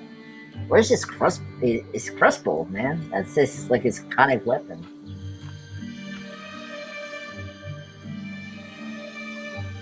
Yeah. It's crazy. He's like a original character they created in the show. He became so popular. Same thing with the older lady as well. Like those two were like the most popular. I know. Yeah, I know. That I was Melissa McBride. I was hoping Carol. I was hoping that I was really wanted this to be the Carol Daryl series like it was supposed to be. Yeah, I love Carol. She's probably one of my top 3 Walking Dead characters. Yep, same here. Yeah, but I get it. I mean, she's been doing that show for 11 years. I know. It's like her character arc had gone, it had already maximized itself so long ago. You know what I'm saying? Whatnot. Yeah. She'd already surpassed anything that you know what I mean. Yeah. What else could they really do with her at this point? Yeah. Daryl, you can do more. Yeah, no, you can. Yeah. Wow, that's interesting. I mean, honestly, I have to watch it again, but like, it was quick. It was just quick. I mean, that's a really that's actually like I'm really impressed. To be honest with you, I really am. I'm impressed that AMC went in that direction with the trailer. Yeah. In fact, let me change the audio. God, folks, I hate this shit. StreamYard, you know what? I'm going to actually rephrase what I said earlier. I'm actually not so fucking happy with this bullshit. I'm tired of the fact that I've got to change the audio now all the time and whatnot, just so I can play videos and shit and whatnot. Everything, it kind of sucks. Just to be honest. Yeah. Like, Like honestly, like I'm glad you gave me some of these other stuff and whatnot, and everything, but I'm not so happy with this other bullshit. To be clear. Anyways, I make money for you, so it kind of matters to me. But You know what you could do is like complain, and they will fix that. Because my mom and I did that with Optimum, but before we just stopped paying Optimum altogether. Andres, I'm not going to even discuss. We'll just privately we'll discuss my relationship with StreamYard. No worries, everyone will agree. F StreamYard. That's what I'm saying. No, that's not. No, what are you kidding me? No, StreamYard does us right. No, like seriously. Oh, yeah? All right. Oh yeah, no. StreamYard takes care of us. Well, StreamYard. Listen, I know the president of the United States, so you should watch out for me. Okay. Yeah. Oh, you know what, Andres? I didn't even tell you. I haven't told anybody yet. I'm sad whether I want to make content out of it or not. When I was hanging out with Cyber, right? Because folks, as me and Cyber got together like over in Daytona Beach for Rockville Music Festival, right? Yeah, and we were over there talking. We were bullshitting at one point, one time, drinking and shit one night and everything. And like, I was like, you know what? I'm just gonna fucking get off all the dating sites I'm on and whatever, whatnot, and just like purge for a year. Just like you know what I'm saying? Like, if I want to get laid, I'll go out. I'll have to go out to do it. You know what I mean? Like, and like it'll get me out of the house. You know what I'm saying? Right? Which honestly, I mentioned before on the show, folks, and Andres knows. I don't like to divulge too much personally, but that like I at times need to find more balance in my life because I have really like just done nothing but make content for years. You know what I mean? Whatnot, right? It's all I've done. And like, like it gets to a point where like, at some point people have to tell you like, hey, you got to back off a little bit. That's why I've been taking some shows off, right? And like giving myself more time to relax, get more sleep and eat, make sure I eat well and everything, whatnot, right? I'm buying a bass guitar, right? I'm gonna learn how to play bass. That's good. I reached out to Ryan Meir, my buddy Ryan. What's up, Ryan? That's been on the show, whatnot, everything. That was one of the reactors that introduced me to BandMade. And he's like one of the biggest reactors like on YouTube that covers like all the J-Rock and J-Metal and shit, whatnot. I reached out to him personally because I haven't liked that, you know what I'm saying? And I just asked him, I was like, what bass would you get? If you were me or whatever, whatnot. Because I knew he would be a good person to ask. And he referred me to like one to get and everything, whatnot. That'd be a good starter one. I tried to play guitar when I was a kid. I never liked playing. Yeah, same here. Yeah, I got a guitar once and yeah, I didn't attempt to do it. Yeah, it was I could use a new hobby. Yeah, seriously. Try bowling. That was like my favorite. Like it's one of my personal favorite things. When I used to do the meetup group stuff, and I co-organized that group I told you about before and everything and whatnot, we did bowling nights all the time. I played all kinds of bowling. All that ever happened was I went there and got drunk as shit and played bowl, and I bowled all the time or whatever. Basically, that trailer really impressed me because it's like beautiful. You know what I'm saying? Like it's literally like there's so many fucking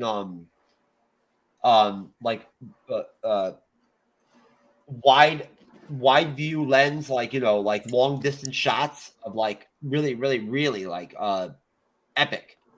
Yeah. It looks at like scenery and bridges and you know what I'm saying, whatnot, and like old stuff, old shit, you know what I mean, whatnot, like and nature and like the ocean and all this shit and everything and whatnot, or whatever. And nothing really happens. Like there's no action, there's no fucking, you know what I'm saying? Like they don't tell you what's gonna happen really, right? Like, you see what I'm saying? Yeah. Yeah. I like that. Yeah, I guess very well in his character. Yeah, and especially because he's older now, and because like he aged really well from the show. So, it has that like Last Man on Earth kind of vibes, which is kind of cool. But yeah. So, go ahead. I'm sorry, Joyce. Go ahead. No, it's okay. Yeah, just quickly. Hopefully it follows Down to This City format, 6 episodes and not too many episodes. So that's all I'm asking. So folks, I'm sure I'll be able to. I'll figure out somehow how to beg Andres to come over on Mondays and help me cover Daryl when Daryl comes out. I'm sure it'll be 6 episodes, just like Dead City, like we're doing right now. and I think that's a good tie-in. Andres, what did you think of the whole like flashback theme of of the third episode, right? Like where they finally started to kind of like, I guess, they really kind of like tipped their hand more about as far as like, you know, trying to assert Negan throughout the episode, you know, more heavily as like he's the negotiator now, like he's the one that's like redeemed. You know what I mean? Not more like, if anything, like, right, like he's diplomatic now. You know what I'm saying? Like, or maybe he always was before, but he means things differently now. Right? Like, you know, like at the same time though, he killed Luther. Right? You know what I'm saying? Like, you know, well, but he had to, but he had to though. So like, but it was weird because because seriously, I almost dropped my vape. No, it's good because seriously, the energy of the episode never gave off to me at all that like there would be some shit like that all of a sudden where I hear like Luther would go at him like that. Yeah, it was a big surprise. I like this episode. I think this was a better episode over the first two episodes. We got a lot more character development done. Cool, you know, like you brought up scenery from the Daryl trailer. Like this had really cool, like scenery. You know, with where the the main villain is at and stuff like that. But and then moving the plot forward, what are we gonna do? Like I like you know like okay, we're gonna rescue this kid and all that. So and you know, just seeing the dilemma, like if the kids survive or not, you know. So I have a question. Yes, I did write. Yes, I did do an outline. Outline, Andres, just to be clear, I'm semi-professional this evening. Yeah. Okay. Well, it's like Well, like we should do every time we end the Walking Dead reviews of Dead City. We have to predict what's gonna happen next. I have a feeling the kid is dead, and like we're gonna do the typical Walking Dead shocker. No, how much sense would that make? Why the fuck would the kid be? I mean, I don't see how that would make any sense. I mean, like, because what would you do? What do you do with Maggie then at that point? Right? Like, you know what I'm saying? Like, I mean, right? I mean, like what about Negan? I highly doubt they only want this to be one season. Yeah. Okay. I doubt that. I really don't think that's their goal. This didn't say it's not a limited series. It doesn't say that. No. I'm sure they're going to renew this and do a second season. Why wouldn't they? Yeah, it's a television series, so they never specifically say miniseries. They're probably, if anything, if you think about it, they're probably honestly, they're probably copying some kind of loose version of like the MCU model, the Feige model. Is where they're going to go, right? Yeah. But they're going to build it organically. You know what I'm saying? Like, you know, through the series and whatnot, everything, right? There'll be secondary characters and whatnot. They'll read the fucking, like, the word of the street. You know what I mean? And then they'll bust shit off that. Yeah, that's true. Yeah, I mean, we'll see. I think right now, if, this Daryl and, like, I guess they want to see which one will perform well. I mean, they make their money in a TV medium, a streaming medium, right? Like, you know what I'm saying? Like, they don't do movies. So at that point, right, if they did, their movies would make money, right? Yeah. Like they would. I don't see how a Walking Dead movie, if you did like a trilogy of them, would not be good. I mean, I do wonder, or people would not, or they would not make like a lot of money. I think they can. I mean, this brand has been. Yeah, you called it right there. The brand is so fucking big. Yeah, hell yeah, people would invest money to go see that shit. Yeah, and also, I don't know, people, the MCU Bleeding Edge, fans and then the members that have been following this channel, like, they don't know that this is a comic book series. Like, The Walking Dead is based on a comic, and we really don't know if they went, like, far into, like, comic arcs that maybe they didn't have the chance to do in the original series. Maybe they can use that in the trilogy movies, which... I'm glad you mentioned that, Andres. I really am, because I never did think to bring that up and whatnot, right? It's almost one of those things, I guess, where maybe I thought... You just kind of assume that people know that in a way. You know what I'm saying? Like, it's... The Walking Dead started so long ago. You know what I mean? Yeah. Like, I remember when I first started watching it, just to connect a little bit, like, over to the wall. Because I don't see how you can't It's like when we did the House of the Dragon. I had Renee, Loki's mom, bless her soul. Where she would like get irritated because me and other people on the show would bring up Game of Thrones and connect shit during the House of Dragon into Game of Thrones, right? Mm-hmm. You know what I'm saying? Because I have sporadically watched episodes throughout the seasons. I only just watched the one full season, and then I know the lore, and I'm reading the books, right? I bought all of them, so either way,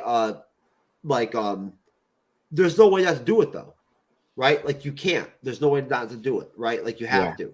It becomes part of the. You can't help but not make those connections. So at that point, I think that to pay homage to The Walking Dead, if anything, I think that it's awesome that we're actually doing these reviews of these episodes of Dead City and whatnot and everything, and we're gonna do Daryl and shit and whatnot and all that, right? And I can't wait for Michonne and Rick, because he's the OG, man. He's the chief, like he's the big dog, like you know what I'm saying. I mean, he's the nastiest motherfucker out there. Yeah. And that is a series too, because a lot of time that was I thought the longest time that was gonna be a movie, but no. It turned out they're going to do 3 series, and I don't know what they're going to do after that. But like that's why I told Andres, I don't hold any cards, bruh. I told you what I planned on doing on here. I said I was going to cover all the Walking Dead spinoff stuff. Yeah. Hey, I don't have a problem if they just do the thing. I'm happy about this series. 6 or 10 episodes, I'm fine to go along. I enjoy it. It's fun. Yeah, I don't think that's the thing. My point is just that I don't think you need to always necessarily be like a super fan or watch 10 years of something or whatnot to review something. It's like a spin-off of it or something, right? Or whatever, right? Like there shouldn't be prerequisites like that. Because having a chance to evolve and try different, review different types of content, different genres and tropes of TV series and movies and whatnot, everything is how we evolve as content creators. Right, like it's how we get good at our craft. You know what I mean, and whatnot is being exposed to different types of tropes, right? Like more serious content at times. Then you get your Marvel stuff. Then you come to The Last of Us, right? That where where it's emotional. You know what I mean, and whatnot, right? And at the same time, kind of like scary from a meta intellectual standpoint. You imagine yourself in the dystopian reality, right? You know what I'm saying? Whatnot. And you're like, you see yourself there in that place, and you're like, holy fuck, what would I do? Yeah, I agree. I actually like you brought up this dystopian feel to it for the show. This one reason I like for the show is getting more in the head of Maggie. I don't think anybody else has ever been able to pull it off better than The Walking Dead. Yeah, no. I mean, Walking Dead is. I mean, it's just.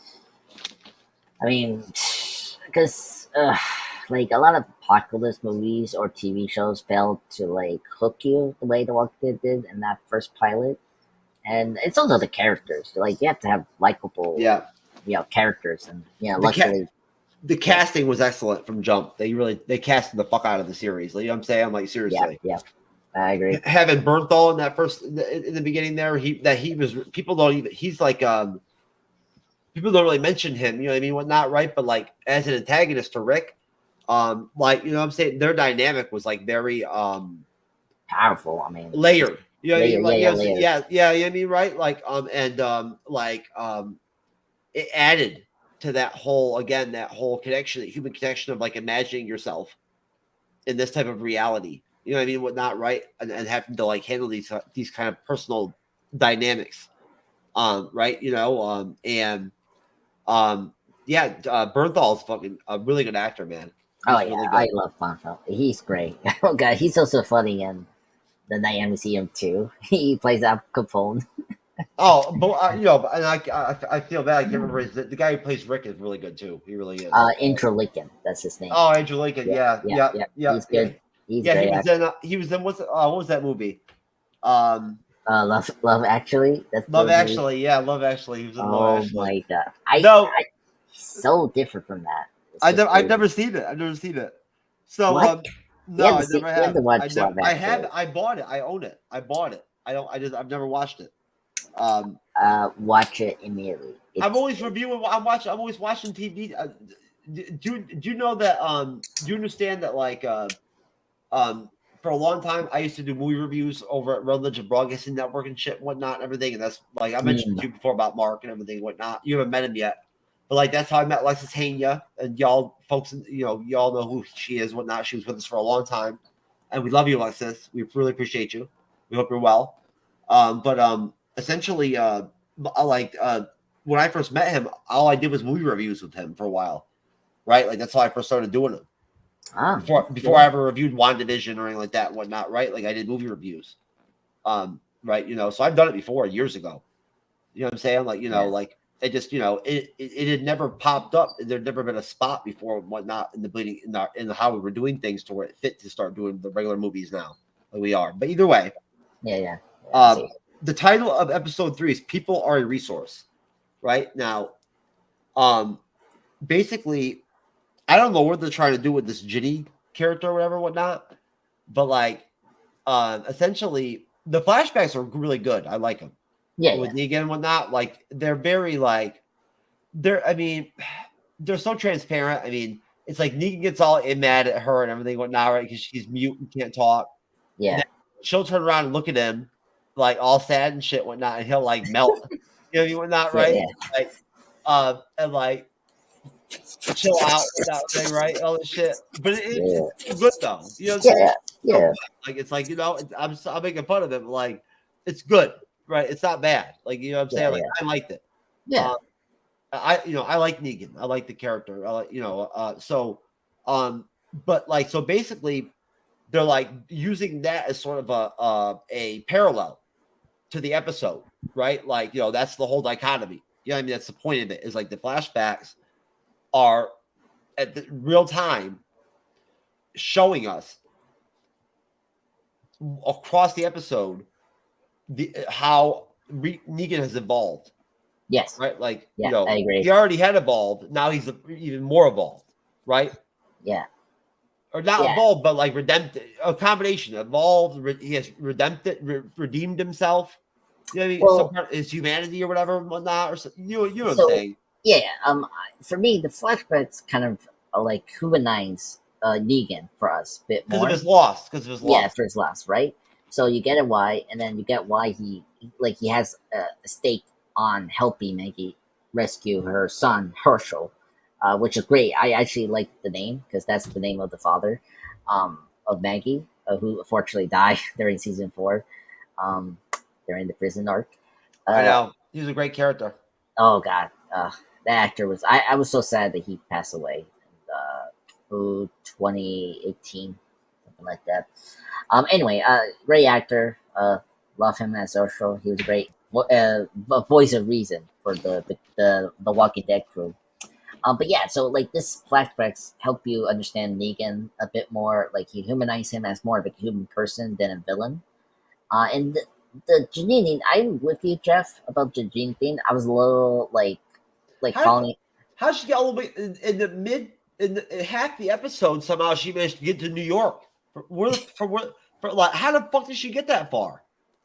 Well, all right. So like first off, she got the what bike, the fuck, and then you know what she did to like go over to I don't know the Hudson River or I don't like to the city. It's like she found like this like cooler thing. We used to put like she used that as a bolt. she rolled it. She rolled it to go across to New York City. I didn't even notice that. That's how she did that. No shit, really? Yes, she did that. What? I was like, and I was questioning it. I was questioning like how the hell like she can easily drown right with the weight she has. I don't know. It was just funny. That's funny, dude. Yeah. Well, hey, but look, I don't want to give off the impression that I like. Look, the episode. I don't want to come off like I'm clowning the episode. It's a decent episode. Yeah. Like Andre said, it's probably the best episode we've seen in the series so far. Right. It's just at the same time, everything's very rushed. Right. Like this New York group that like what I'm saying that they met right at the end of episode 1. Everything happened so fast, you know what I'm saying, whatnot, right? Like we have no real like back arc at all, or like, you know what I'm saying, or anything to work with, or with any of these other people, these other characters. I think it's only logical to point out the changes they do when you go away from The Walking Dead and you go off with these spinoffs, right? It's like things like this where with The Walking Dead, I didn't watch the whole thing all the way through, but I remember one of the things I loved about it was that you'd meet secondary characters and they would end up just like becoming instrumental, like in the show all of a sudden, right? You know what I mean? Like, you know, like or like even in their like short term, you know, capacity as playing the character for an episode or whatever, you know, 2 or whatever, some shit. It was impactful. You know what I'm saying? With that, right? Like you're not gonna have that here, right? Like that's not there. You know what I'm saying? Like you cannot, you know, you figured that out quick, right? Yeah. Well, see, it's just not there. Yeah. Well, this is a whole different dichotomy. Yeah. Well, so with the group we have here, the Negan and Maggie are staying together, right? Like that was one of my issues when the series went on, is that we join into a community of people. Like the reason you like Zombie Apocalypse and the Walking Dead franchise, the brand, is because you're like, you didn't know how many people out there like are alive. Like you don't know how many survived during this apocalypse, you know. And it just got a little goofy to see like communities like survive, like functional towns. I'm like it's just disgusting for it. And then, you know, obviously we brought up the kid. You know, it's like even like crossing over like a river to New York is like ridiculous. It's like it's just for real. There's probably like monsters in there and shit. You know what I'm saying? Who knows? Yes. You know what? There's sharks in there and shit and everything and whatnot, aren't there? No. You remember in the first episode, like when Maggie and Negan go? I know that they get like great whites and shit off the, like, you know what I'm saying? Like just because I'm from New York, you know that, like, you know what I mean? Like, come on, bro. No, I'm not talking about the sharks. I'm talking about the zombies. The zombies are always in the water. So like, but do you know they're in the ocean though? Yeah, we saw that in the first episode. You remember when Negan and Maggie like tried to cross over New York? Oh no, I've got to go back and rewatch that shit. Yeah. So you know, no worries. Like the every time, you know, the Walking Dead cast like go, you know, I don't know, water or go. I'm gonna have to go back and rewatch it. I'm gonna have to. You know what I'm saying? Like, you know, like honestly, man, because like it's worth it.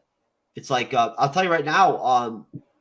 Honestly, Andres, what I was planning on doing, just so you know, and folks, just in general, when the series is over, I'm gonna start re-reviewing all of the Disney Plus series that came out in 2021 with WandaVision, Falcon the Winter Soldier, Loki.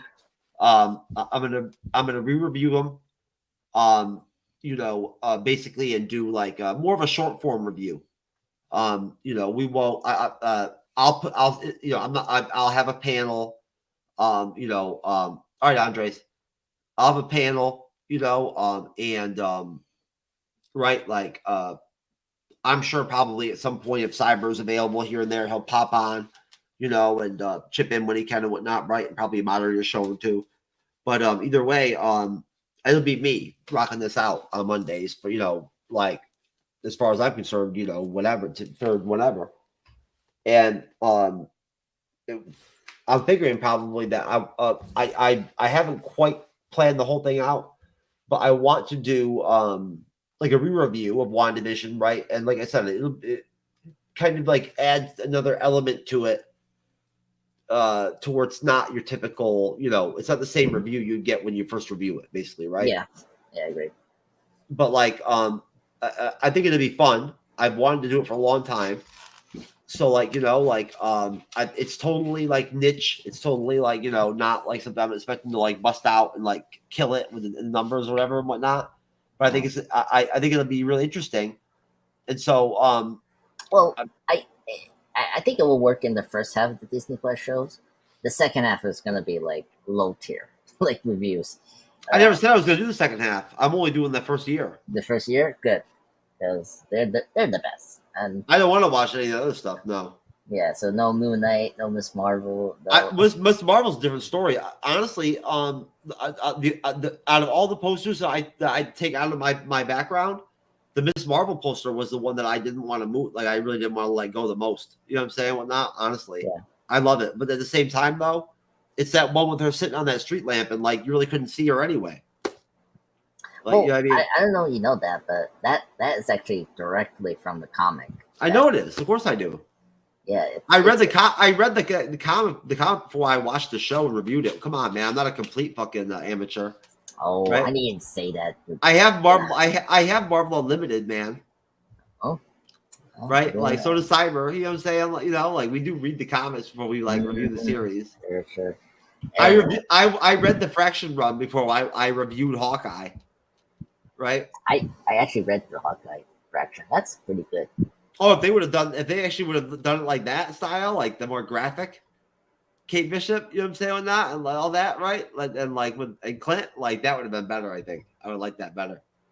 But yeah, the villain, well, it's also the episode count. Like I think they could have done 10. Folks, in the Fraction in the Matt Fraction comic book run of like what they based a story off of for Hawkeye season 1, you know, which I hope they do a season 2 because I think they should.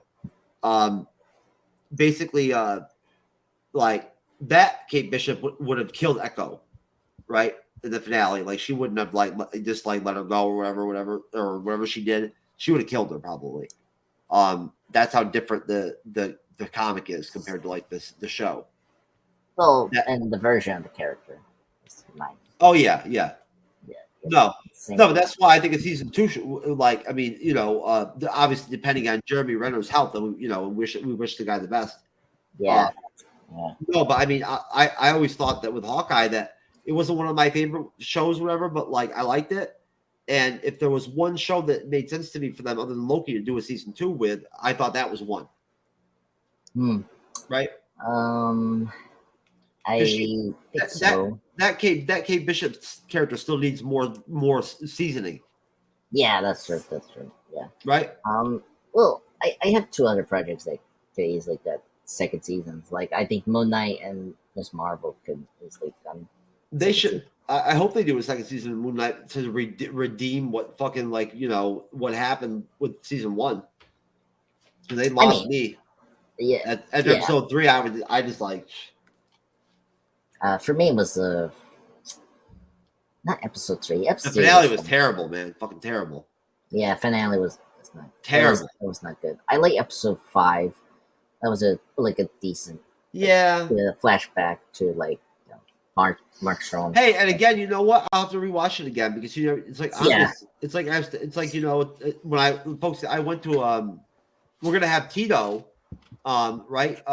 From a geez, you know, I have his card in my wallet right now. He owns a local comic book, Reflection Comics in Punta Gorda. And basically Tito is he's going to be on the Bleeding Edge with me and Andres reviewing episode 3 Secret Invasion on Wednesday. And Cyber, don't forget Cyber. And Cyber, yes, and Kendra will be there, and John will be there too, John, and yes, yeah, so. And of course. I went to his shop and hung out with him the other night and whatnot and kicked it with him and like had a couple of drinks with him and shit whatnot. And you know, I was having a couple of drinks, you know what I'm saying? Like, you know what I mean? Like, because you know, that's how I get down, baby. Right? You know, but I mingled with like the customers and whatnot and everything, right? And all that. Yeah. And it was fun. I had a really good time. I want to thank Tito. And it'll be really great having him on the show. I'm looking forward to it. And I'll tell you, basically, when it comes to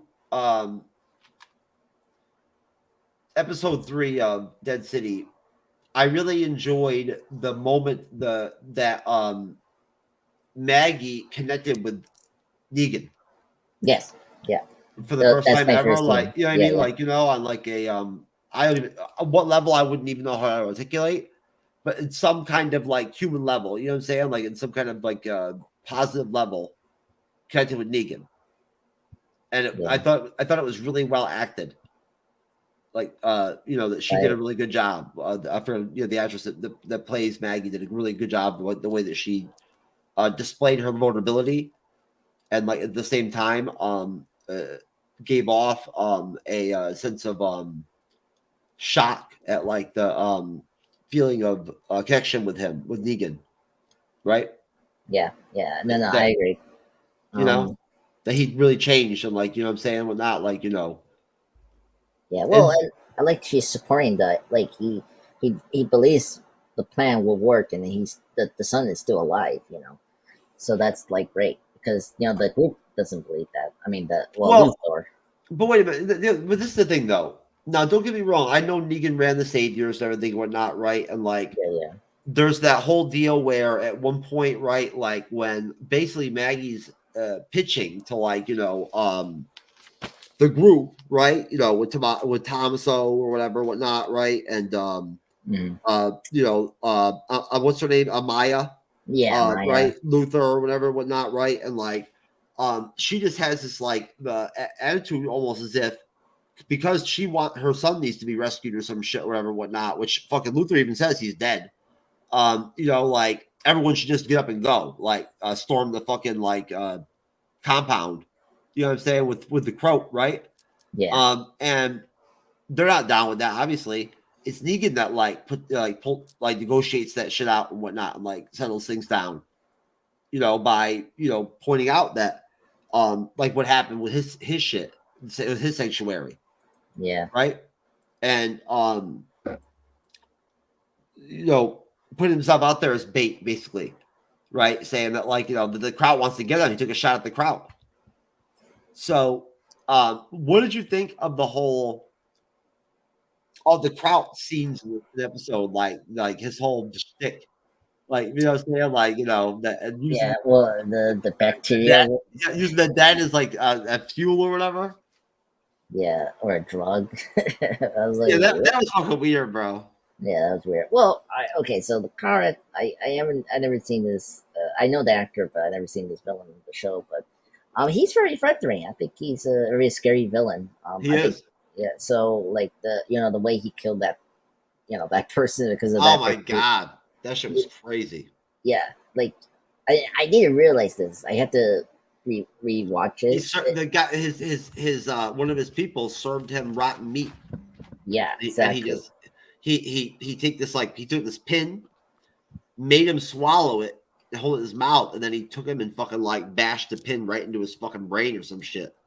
Yeah, okay, it was a pin because I thought that was the key for the handcuffs that the marshal was. Oh, that was? Oh, that's what that was. Yeah, that's why he was doing that. That's just crazy, man. Yeah, so it was crazy. So so he's very like crazy, like he, like everything has confirmed about like how he's become a leader. This is a new community he has created, and like I guess he's a scientist as well. So like again, there's only 6 episodes, so like there's not much time for us to really give us a chance to know who it's constraining. Yeah. Well, right? Here's the thing. So no.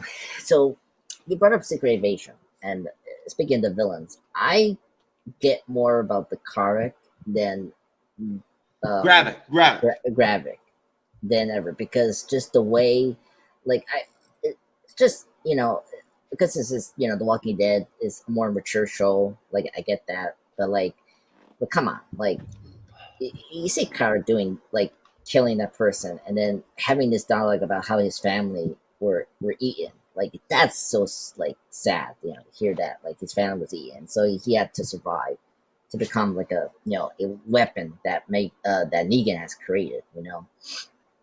So I feel like you get everything about him, how he is as a survivor of this apocalypse they're in. Yeah, but he's also like fucking like really like psychotic and shit and whatnot. Yeah, yeah. So that's thing, layers. Like he has a lot of layers, just like Negan. I mean, like Negan is not perfect either. No, but like this, he's mental. What's his name? The Croat, or whatever, whatnot, is mentally ill.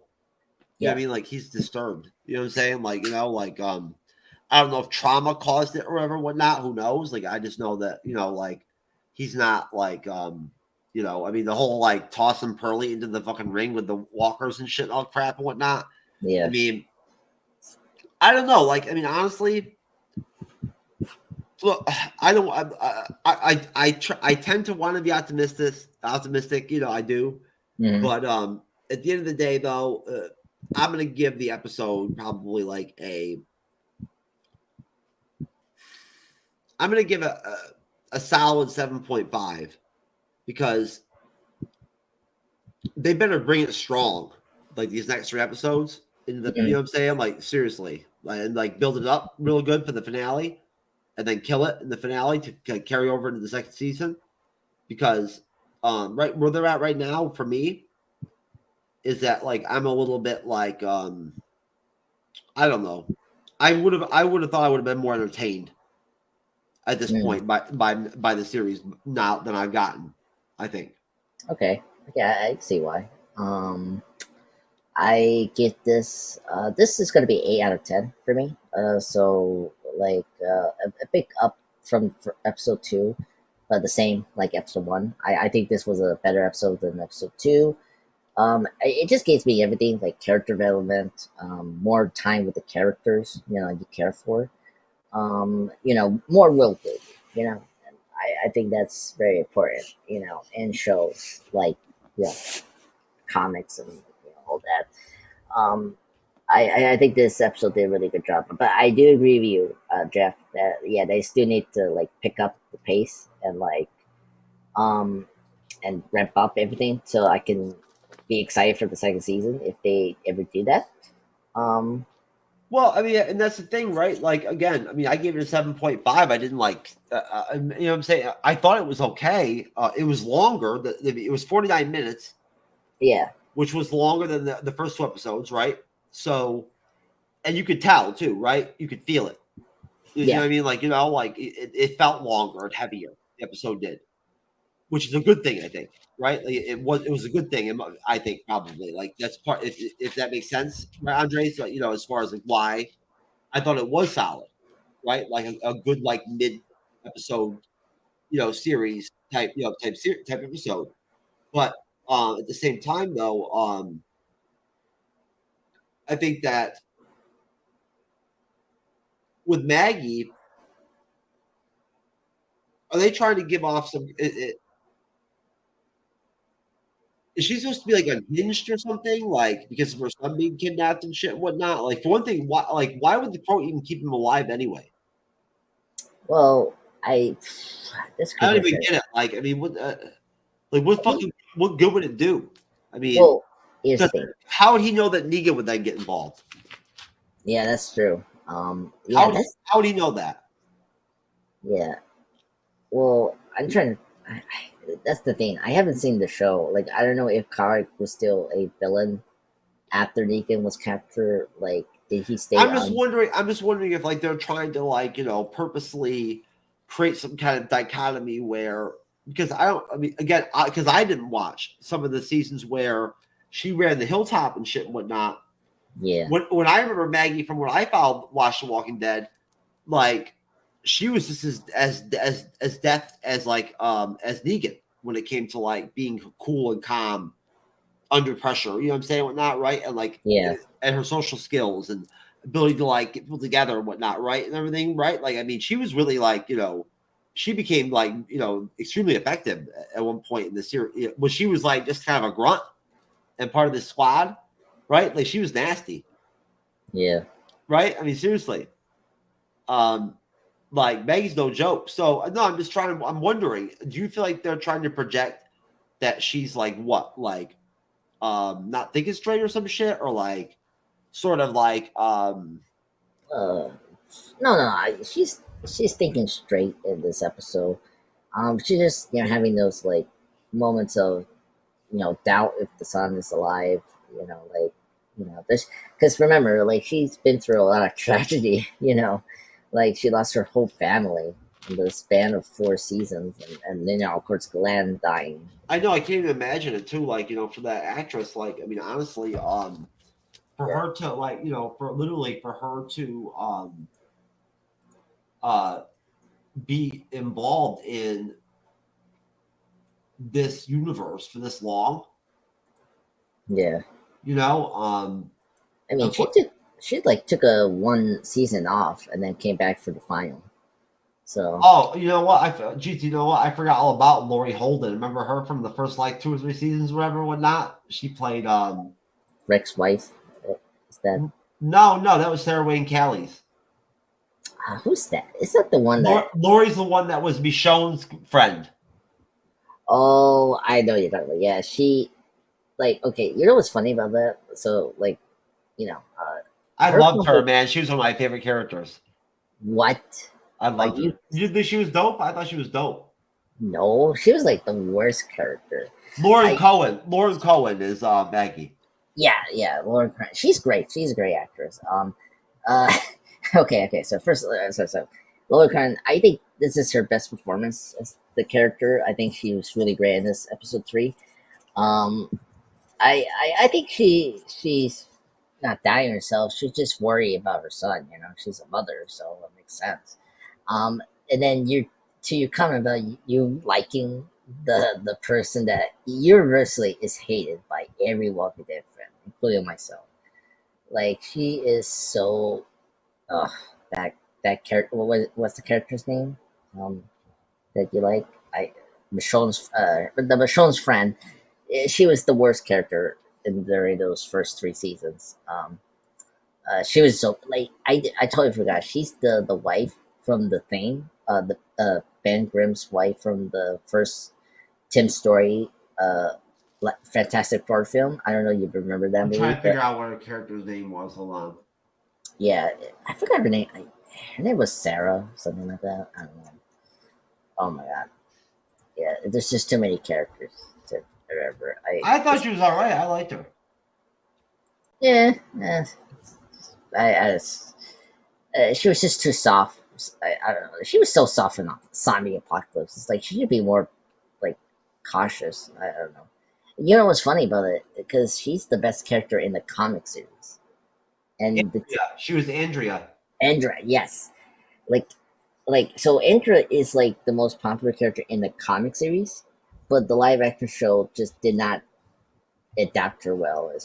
She was the worst character in the live action show. But hey, good for you. She wasn't there too long. She wasn't there too long. So she did it for 3 seasons. That's not bad in The Walking Dead.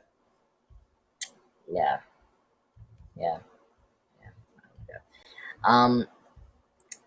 What else that we should bring up for this show? Look at the cast here. It's so big. Huge. I know, right? Look at that shit. Yeah, some of them are from The Wire. Some of them are from The Wire. Gabriel Stokes, yeah. Seth Graham. Yeah, he's there as well. Man, Tara, Alana Masterson, Tara. Remember Tara? I love Tara. Yeah. I watched a lot of The Walking Dead, man. I mean, you know what I'm saying? I know who all these characters are. I love Morgan. Fuck Morgan, man. Oh my god, Morgan. They had him on the other series too, right? Fear the Walking Dead. Yep. Yeah. Ammerhan. He's the new Lex Luthor for Superman and Lois, the TV show. So really? Yeah, he's great. He's going to be a recurring for the next 4 seasons. That's right. They had Samantha Morton. She was Alpha. Yeah. Oh, shit. Yeah, Sasha was great. She was really awesome. Okay. Of course, Sarah Wayne Callies. Holy shit! Honestly, I loved her. I fucking loved Prison Break. Sarah Wayne Callies. Yeah. Oh, she's in Prison Break. Oh yes. I fucking love Prison Break, man. I'm seriously. I love the shit out of that show. I really did. And then, of course, Seneca Martin Green shot Jermaine at Trucker's Delight. It played, did play the captain of the, whatever, the Enterprise on one of those spin-off Star Trek series. Star Trek Discovery. Yep. One day I want to bring up was Christine Santos. She's a great actress. She played I first saw her in the Nickelodeon show called Ned's Declassified. School Survivor Guide. That's a great show. It was funny. highly recommend. That's like he first. Chandler Riggs, man. Carl. Fucking Carl, man. My Oh boy. my God, Steven Carl. Yeun. Glenn Reed. Stevie Yon's great. Yeah. Who else? Michael Rooker. Like, let's not forget. Like, couple MCU actors came. I know, right? Here, like Lauren. Yeah, Lauren. T-Dog. He was great. T-Dog. Oh, I love T-Dog, man. Who didn't like T-Dog? Yeah, he was great. Could you go down? Beth? Scott Wilson as Herschel. Yep. Yeah. Rest in peace. Yeah, Scott Wilson was a great actor. Sadly missed. Emily Kinney, Beth. Oh yeah, my Beth, God. Yeah, Beth was great. I couldn't believe when Beth died. I was like, holy fuck. I was watching that. I was like so shocked. I was so annoyed and so sad. I was like, I felt so bad for Daryl. Yeah, Daryl. Oh no. And Maggie, like Maggie arrived, and then of course the next shot you see Daryl clean the body, like the Cain and Abel symbolism is so. Oh God, it's just. Oh my God, this show. There you go, folks. There's our Walking Dead. Going back in time. yeah, resurrected the good old times of Walking Dead. Segment there for episode 3 of Mid City. Yeah, go ahead, Andres. Yeah. Oh, very quickly. Sorry, Jeff. Funny story. When I was in high school, this is around the time I was watching The Walking Dead. And it was funny because my I was in a special ed class when I was growing up, and I had like a special like session between my classes, and so I always meet my special ed coach, right? I can't remember, but she was a big Walking Dead fan. She was like a zombie fan. That's how I got introduced to this show, and it was funny.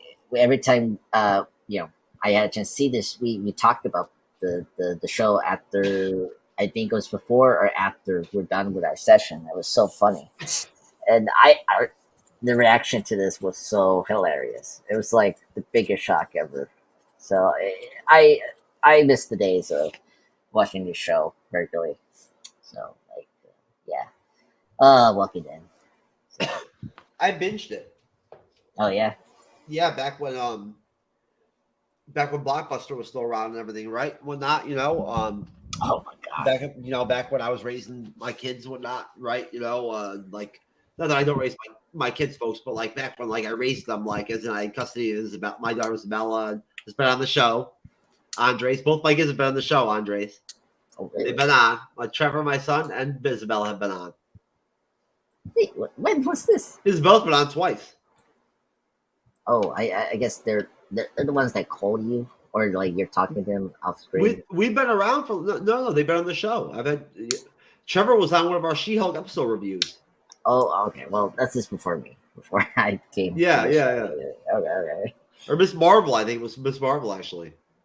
Oh, okay. No, you know what? Honestly, Miss Marvel was out of all the Disney Plus series that I've ever done, that was the one that was the hardest to find anybody that would collaborate with us so I could fill out my panels and whatnot for the shows, right? Like, you told me about this. Nobody wanted to collaborate. Nobody wanted to come on. Nobody wanted to cover it, right? Like everybody that people who I normally like other creators. I'm not trying to slight anybody at all. I'm not. But people who I normally would always be able to rely on, or would assume that automatically that if I just reach out to them and was like, hey, can you and the team come on for a couple episodes, right? And rock out this Disney Plus Miss Marvel series, whatever, whatnot, that they just come right on, right? We're like, nah, we're not even gonna watch it. Wow. So I was like, which I don't care, you know what I mean? Whatnot, it just sucked because I really liked it, right? Yeah, I liked it too.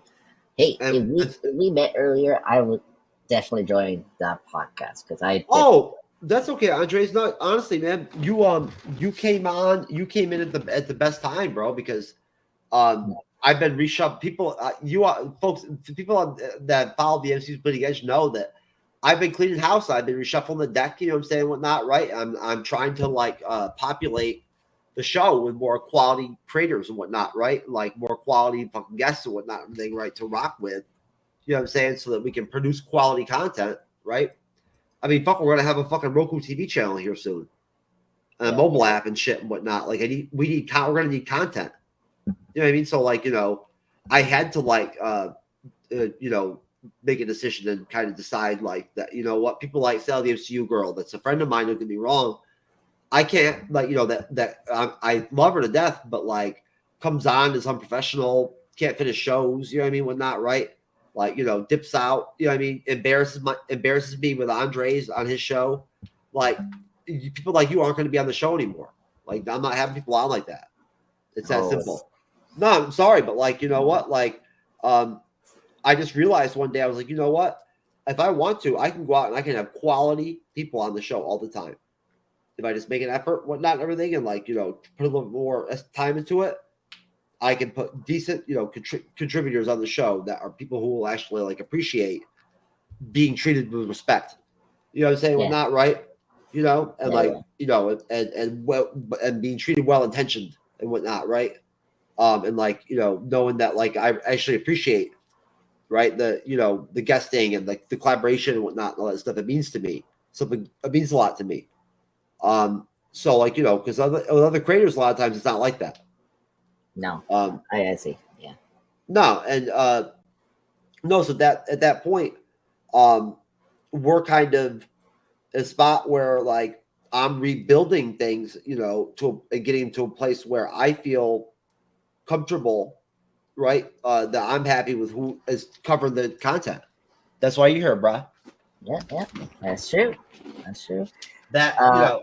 So well, you say that and She-Hulk was no. I was gonna say, well, you know, basically, at the end of the day, what we need to do is make sure we get you to 1,000 subscribers on your main YouTube channel. Yeah. So let me pull it up really quick.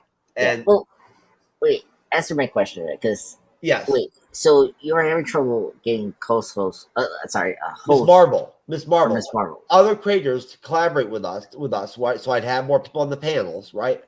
Right. Yeah, you know, I know. Because you know, I like to like that. I like in the past. If you go look at our old videos, you could see that like from week to week, I'd have new people on. Yeah. Right. I would. Like, you know, it's just that like with that series, you know, like I just had like, you know, I probably only had like 10 people, you know, whatever, to work with the whole series. Yeah. Nobody you had this trouble with She-Hulk?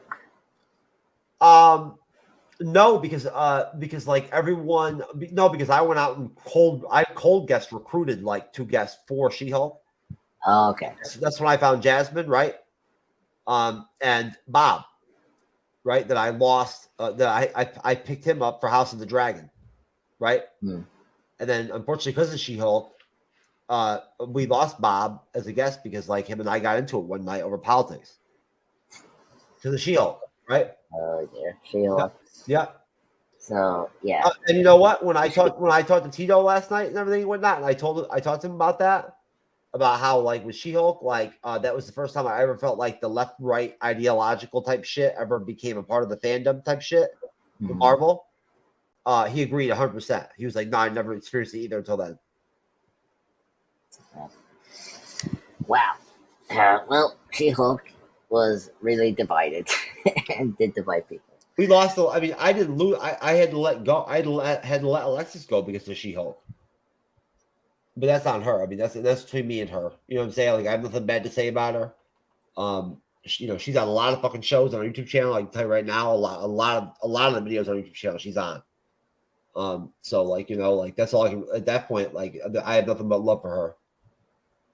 But I got hella love for Andres too, and that's why I'm going to be pulling up his almost 780. God, you're so close to 1,000, Andres. Yeah, I know. So I'm up to 779 subscribers. Recently, I just did a quick Spider-Man video tribute, GIFs, Jeeves, kind of gifts video tribute quickly for today. And tomorrow you will check out me and my other co-host for Moment Plus Talk, Will. on the Too Fast, Too Furious movie for its 20th anniversary this year. So that's gonna come out tomorrow for 4th of July. So yeah, and I just made a 20th anniversary tribute for them as well. So yeah, so then the beginning of July, I posted separately the Blackening, the horror comedy. So check that out if you want to not see it in the full podcast, the Andreas Pop Culture Talk episode 5. But yeah, so that's how it is. I just want to thank Jeff for providing me this Monday report. Man, I can't believe I'm doing 2 podcasts on Monday night, and I'm gonna do it again next week. So yeah. Oh, you look like you're having a good time, brother. Yeah. So yeah, thank goodness I was on time today. Like that's the relief. Oh, stop! You Yeah, did fine. You did fine. Yeah. Honestly, but- you have. I know. Hey, you. Honestly, Andres. You. It's what you've evolved. As a creator, I think probably. I think your content will end up becoming evolved. You know, because of our collaboration together and whatnot, right? As friends, you know what I mean? Whatnot, making content together. At the end of the day, folks, like on the Bleeding Edge, we don't like. I'm not going to sit here and like give Andres a blowjob or whatever, whatnot, right now, like because I think he's a nice guy or some shit, right? Yeah, I mean, whatnot, and I like him, and I think he's fun to talk to and like rock him with and whatnot. But I'm just saying, like we do appreciate people, like we live stream because like we want that human connection. We want you to like enjoy, and those of you that watch us on YouTube, we love all of you. Like we really appreciate all of you. Our watch times are great. Like you guys enjoy what we do. Obviously, like you like us. Obviously, right? So like that's very I'm very appreciative. I really am. I wouldn't mind it if you would leave more comment. Like it'd be nice if more of you would engage. But like you seem to only want to do that when we do like reaction videos of some kind. So. Maybe that's kind of like I don't know, but no, go ahead, Andres. Yeah, it's funny. For me, like I always get the comments on. Usually when I get my comments are the most high performing videos on my channel, so that's when I get the comments there, and they always say thank you or like they really like this specific character or celebrity. So it's always funny to hear their comments. I know how to drive it, you know what I'm saying, whatnot. But then again, it's like you asked me about live streaming. I can tell you right now, like I already told you, one of my biggest problems is that like I've never gotten to a point where I could like pre-schedule our shows out to like to that like week to 2 week mark, right? Where they're out, right? Like there's circulation, people know what time you're gonna be live. They can see what your thumbnail is, they can see what you're covering, right? Ahead of time. It's really common sense. It's very logical. Where we're at right now with people and whatnot, as a culture being so short attention span and whatnot and everything, right? We all to some extent want preemptively to be able to see that shit like ahead of time. And you know what I mean? Like, it does help a lot. So like, and I'm working on that, right? It's just one of those things, you have to try to, it's like, anything, you gotta kind of like figure out your groove. But the consistency, like, at the end of the day is really key. And that's what we try to do here is that like, even if we're late, like a couple minutes for a show or whatever, whatnot. Yeah. Shows, and we're always live. Right. And honestly, we love all of you on all the platforms we're on. Rumble, we've been doing really good on there. I'd love to see more of y'all on there. Follow us. So like, please follow us on Rumble. Right. I'd like to be able to negotiate some more free shit from them at some point soon. Right. So if you would like help me out with that, that'd be great. Because I like Rumble. It's actually a pretty neat platform, Andres. We're doing well on there too. To tell you the truth, we are. We're consistently pulling down like really what I think are really good numbers. And thank you to Rumble for like giving us a free, forever ability to live stream on your platform and whatnot and everything, and waiving all fees and whatnot to do it. So we appreciate that. Thank you for supporting the MCU's Bleeding Edge. And everybody on YouTube, Twitter Live, Periscope, whatever, Twitch, we love all of you. Andres, pop culture guy. Sir, what are your final thoughts for episode 2 of the MCU Bleeding Edge report? Hey, we made it 2 episodes. So I'm curious about what episode 3 is going to be like. Oh man, Andres, I saw you laughing, bro. No, I'm disturbed. So don't you try to pretend because I just saw you. So yeah, when that little baby like motherfucker picked up that machine gun and shit and whatnot, you were laughing. Yeah, sure thing. Anyway, I was gonna say something. So, what was it? Oh yeah. Hopefully this week we got big news from pop culture stuff to talk Oh about. yeah, In the report 3. Yeah, I mean, you don't know, like the super what was it? The Lois and Clark thing was like out of nowhere. Like it was like announced and not there, stuff like that. But yeah, we should do movie reviews like short and quick in this reports. Like if we don't get a chance to do them in the Friday report, Friday, we always do. Like we should do that, just like quick. Like hey, we saw this movie. Like I saw Too Fast, Too Furious. I don't know if you guys are interested. I can tell you my opinion on the film. All that. no, what I was gonna say was just that basically my goal was always eventually to get to like 6 shows a week. You know what I'm saying? Right? Like that was always what I wanted to do. You know what I mean? And whatnot. It's just a matter of like having people to work with, like record with and whatnot. Because I don't want to make individual content. Or I would. You know what I mean? Right? Like I've done it. You know what I'm saying? Like I did it. Right? Like, like and honestly, maybe at some point I'll get the itch. I told you before I do get the itch, Andres. Of course I do. It's only healthy to like want to still like go back and like just talk, be just you, right? You know what I'm saying? You just be your brand. You know what I mean? Whatnot, right? And not be and that's it. That's all you're selling. You know what I'm saying? It's like what you're fucking dropping, and like how you handle your shit. Hey, I'm sure you already know, motherfucker. I can deliver in that situation, right? Yep, that's true. I'll tell you right now. You don't want to debate me. You know what I'm saying? Like, I tried to do some debate shows and whatnot and shit, right? Good luck trying to find people that would actually like ball up and like debate me one-on-one with moderators and shit and whatnot on anything. Like anytime, I even let them pick all the topics and everything, whatnot, right? They wouldn't, and they fucking like pussy out. One time, one person debated me, and I destroyed them. So, yeah. Oh my god. Ooh.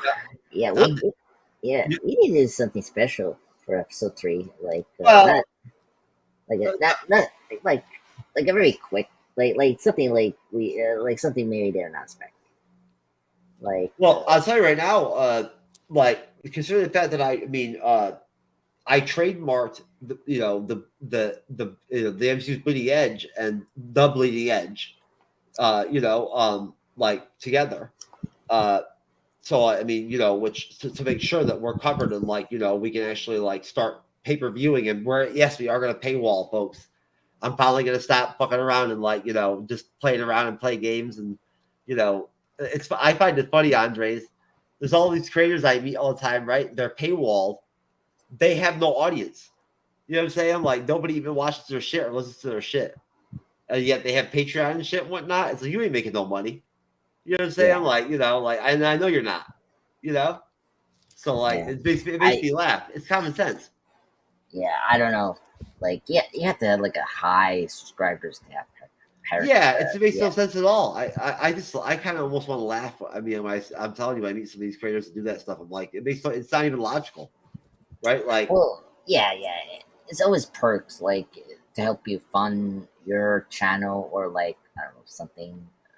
I've always restructured my goals throughout the years and whatnot with the Bleeding Edge and everything and whatnot in our time to where at certain points and certain metrics and whatnot, I feel comfortable taking on the responsibility and starting into doing things like merch, the Roku TV, right? Like, you know what I'm saying? Like, like you have to be patient.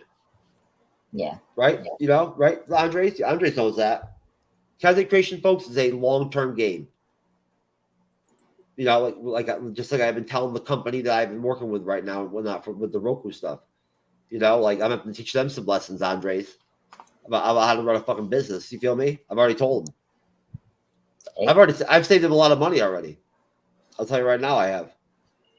That's good. That's good. I come from a business environment, so I mean, you know what I'm saying. So I'm very patient about this stuff. No, we're gonna paywall our stuff eventually. It's only common sense. With the shit I've seen we do on our shows and some of the shit that gets said is already is bizarre, is fucking like beyond what most people that already have Patreon or whatever anyway.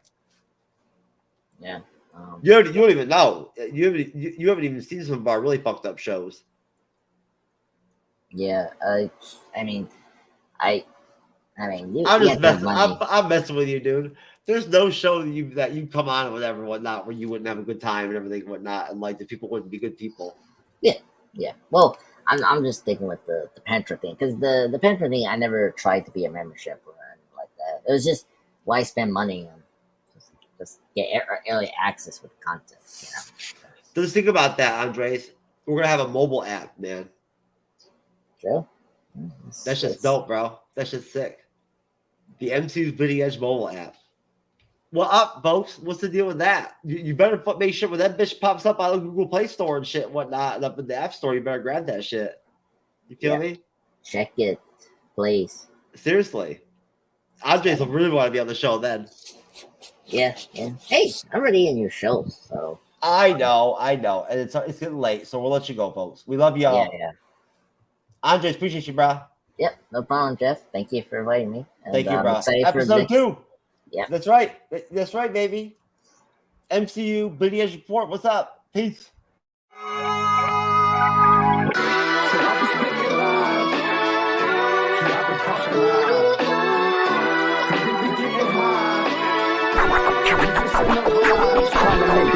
Just let a man breathe and just hush so my mind could just cease, so my mind don't erupt. At times I feel I can't get enough, but I sip a double cup and I spin a couple bucks. Sending out some love to my blood, to my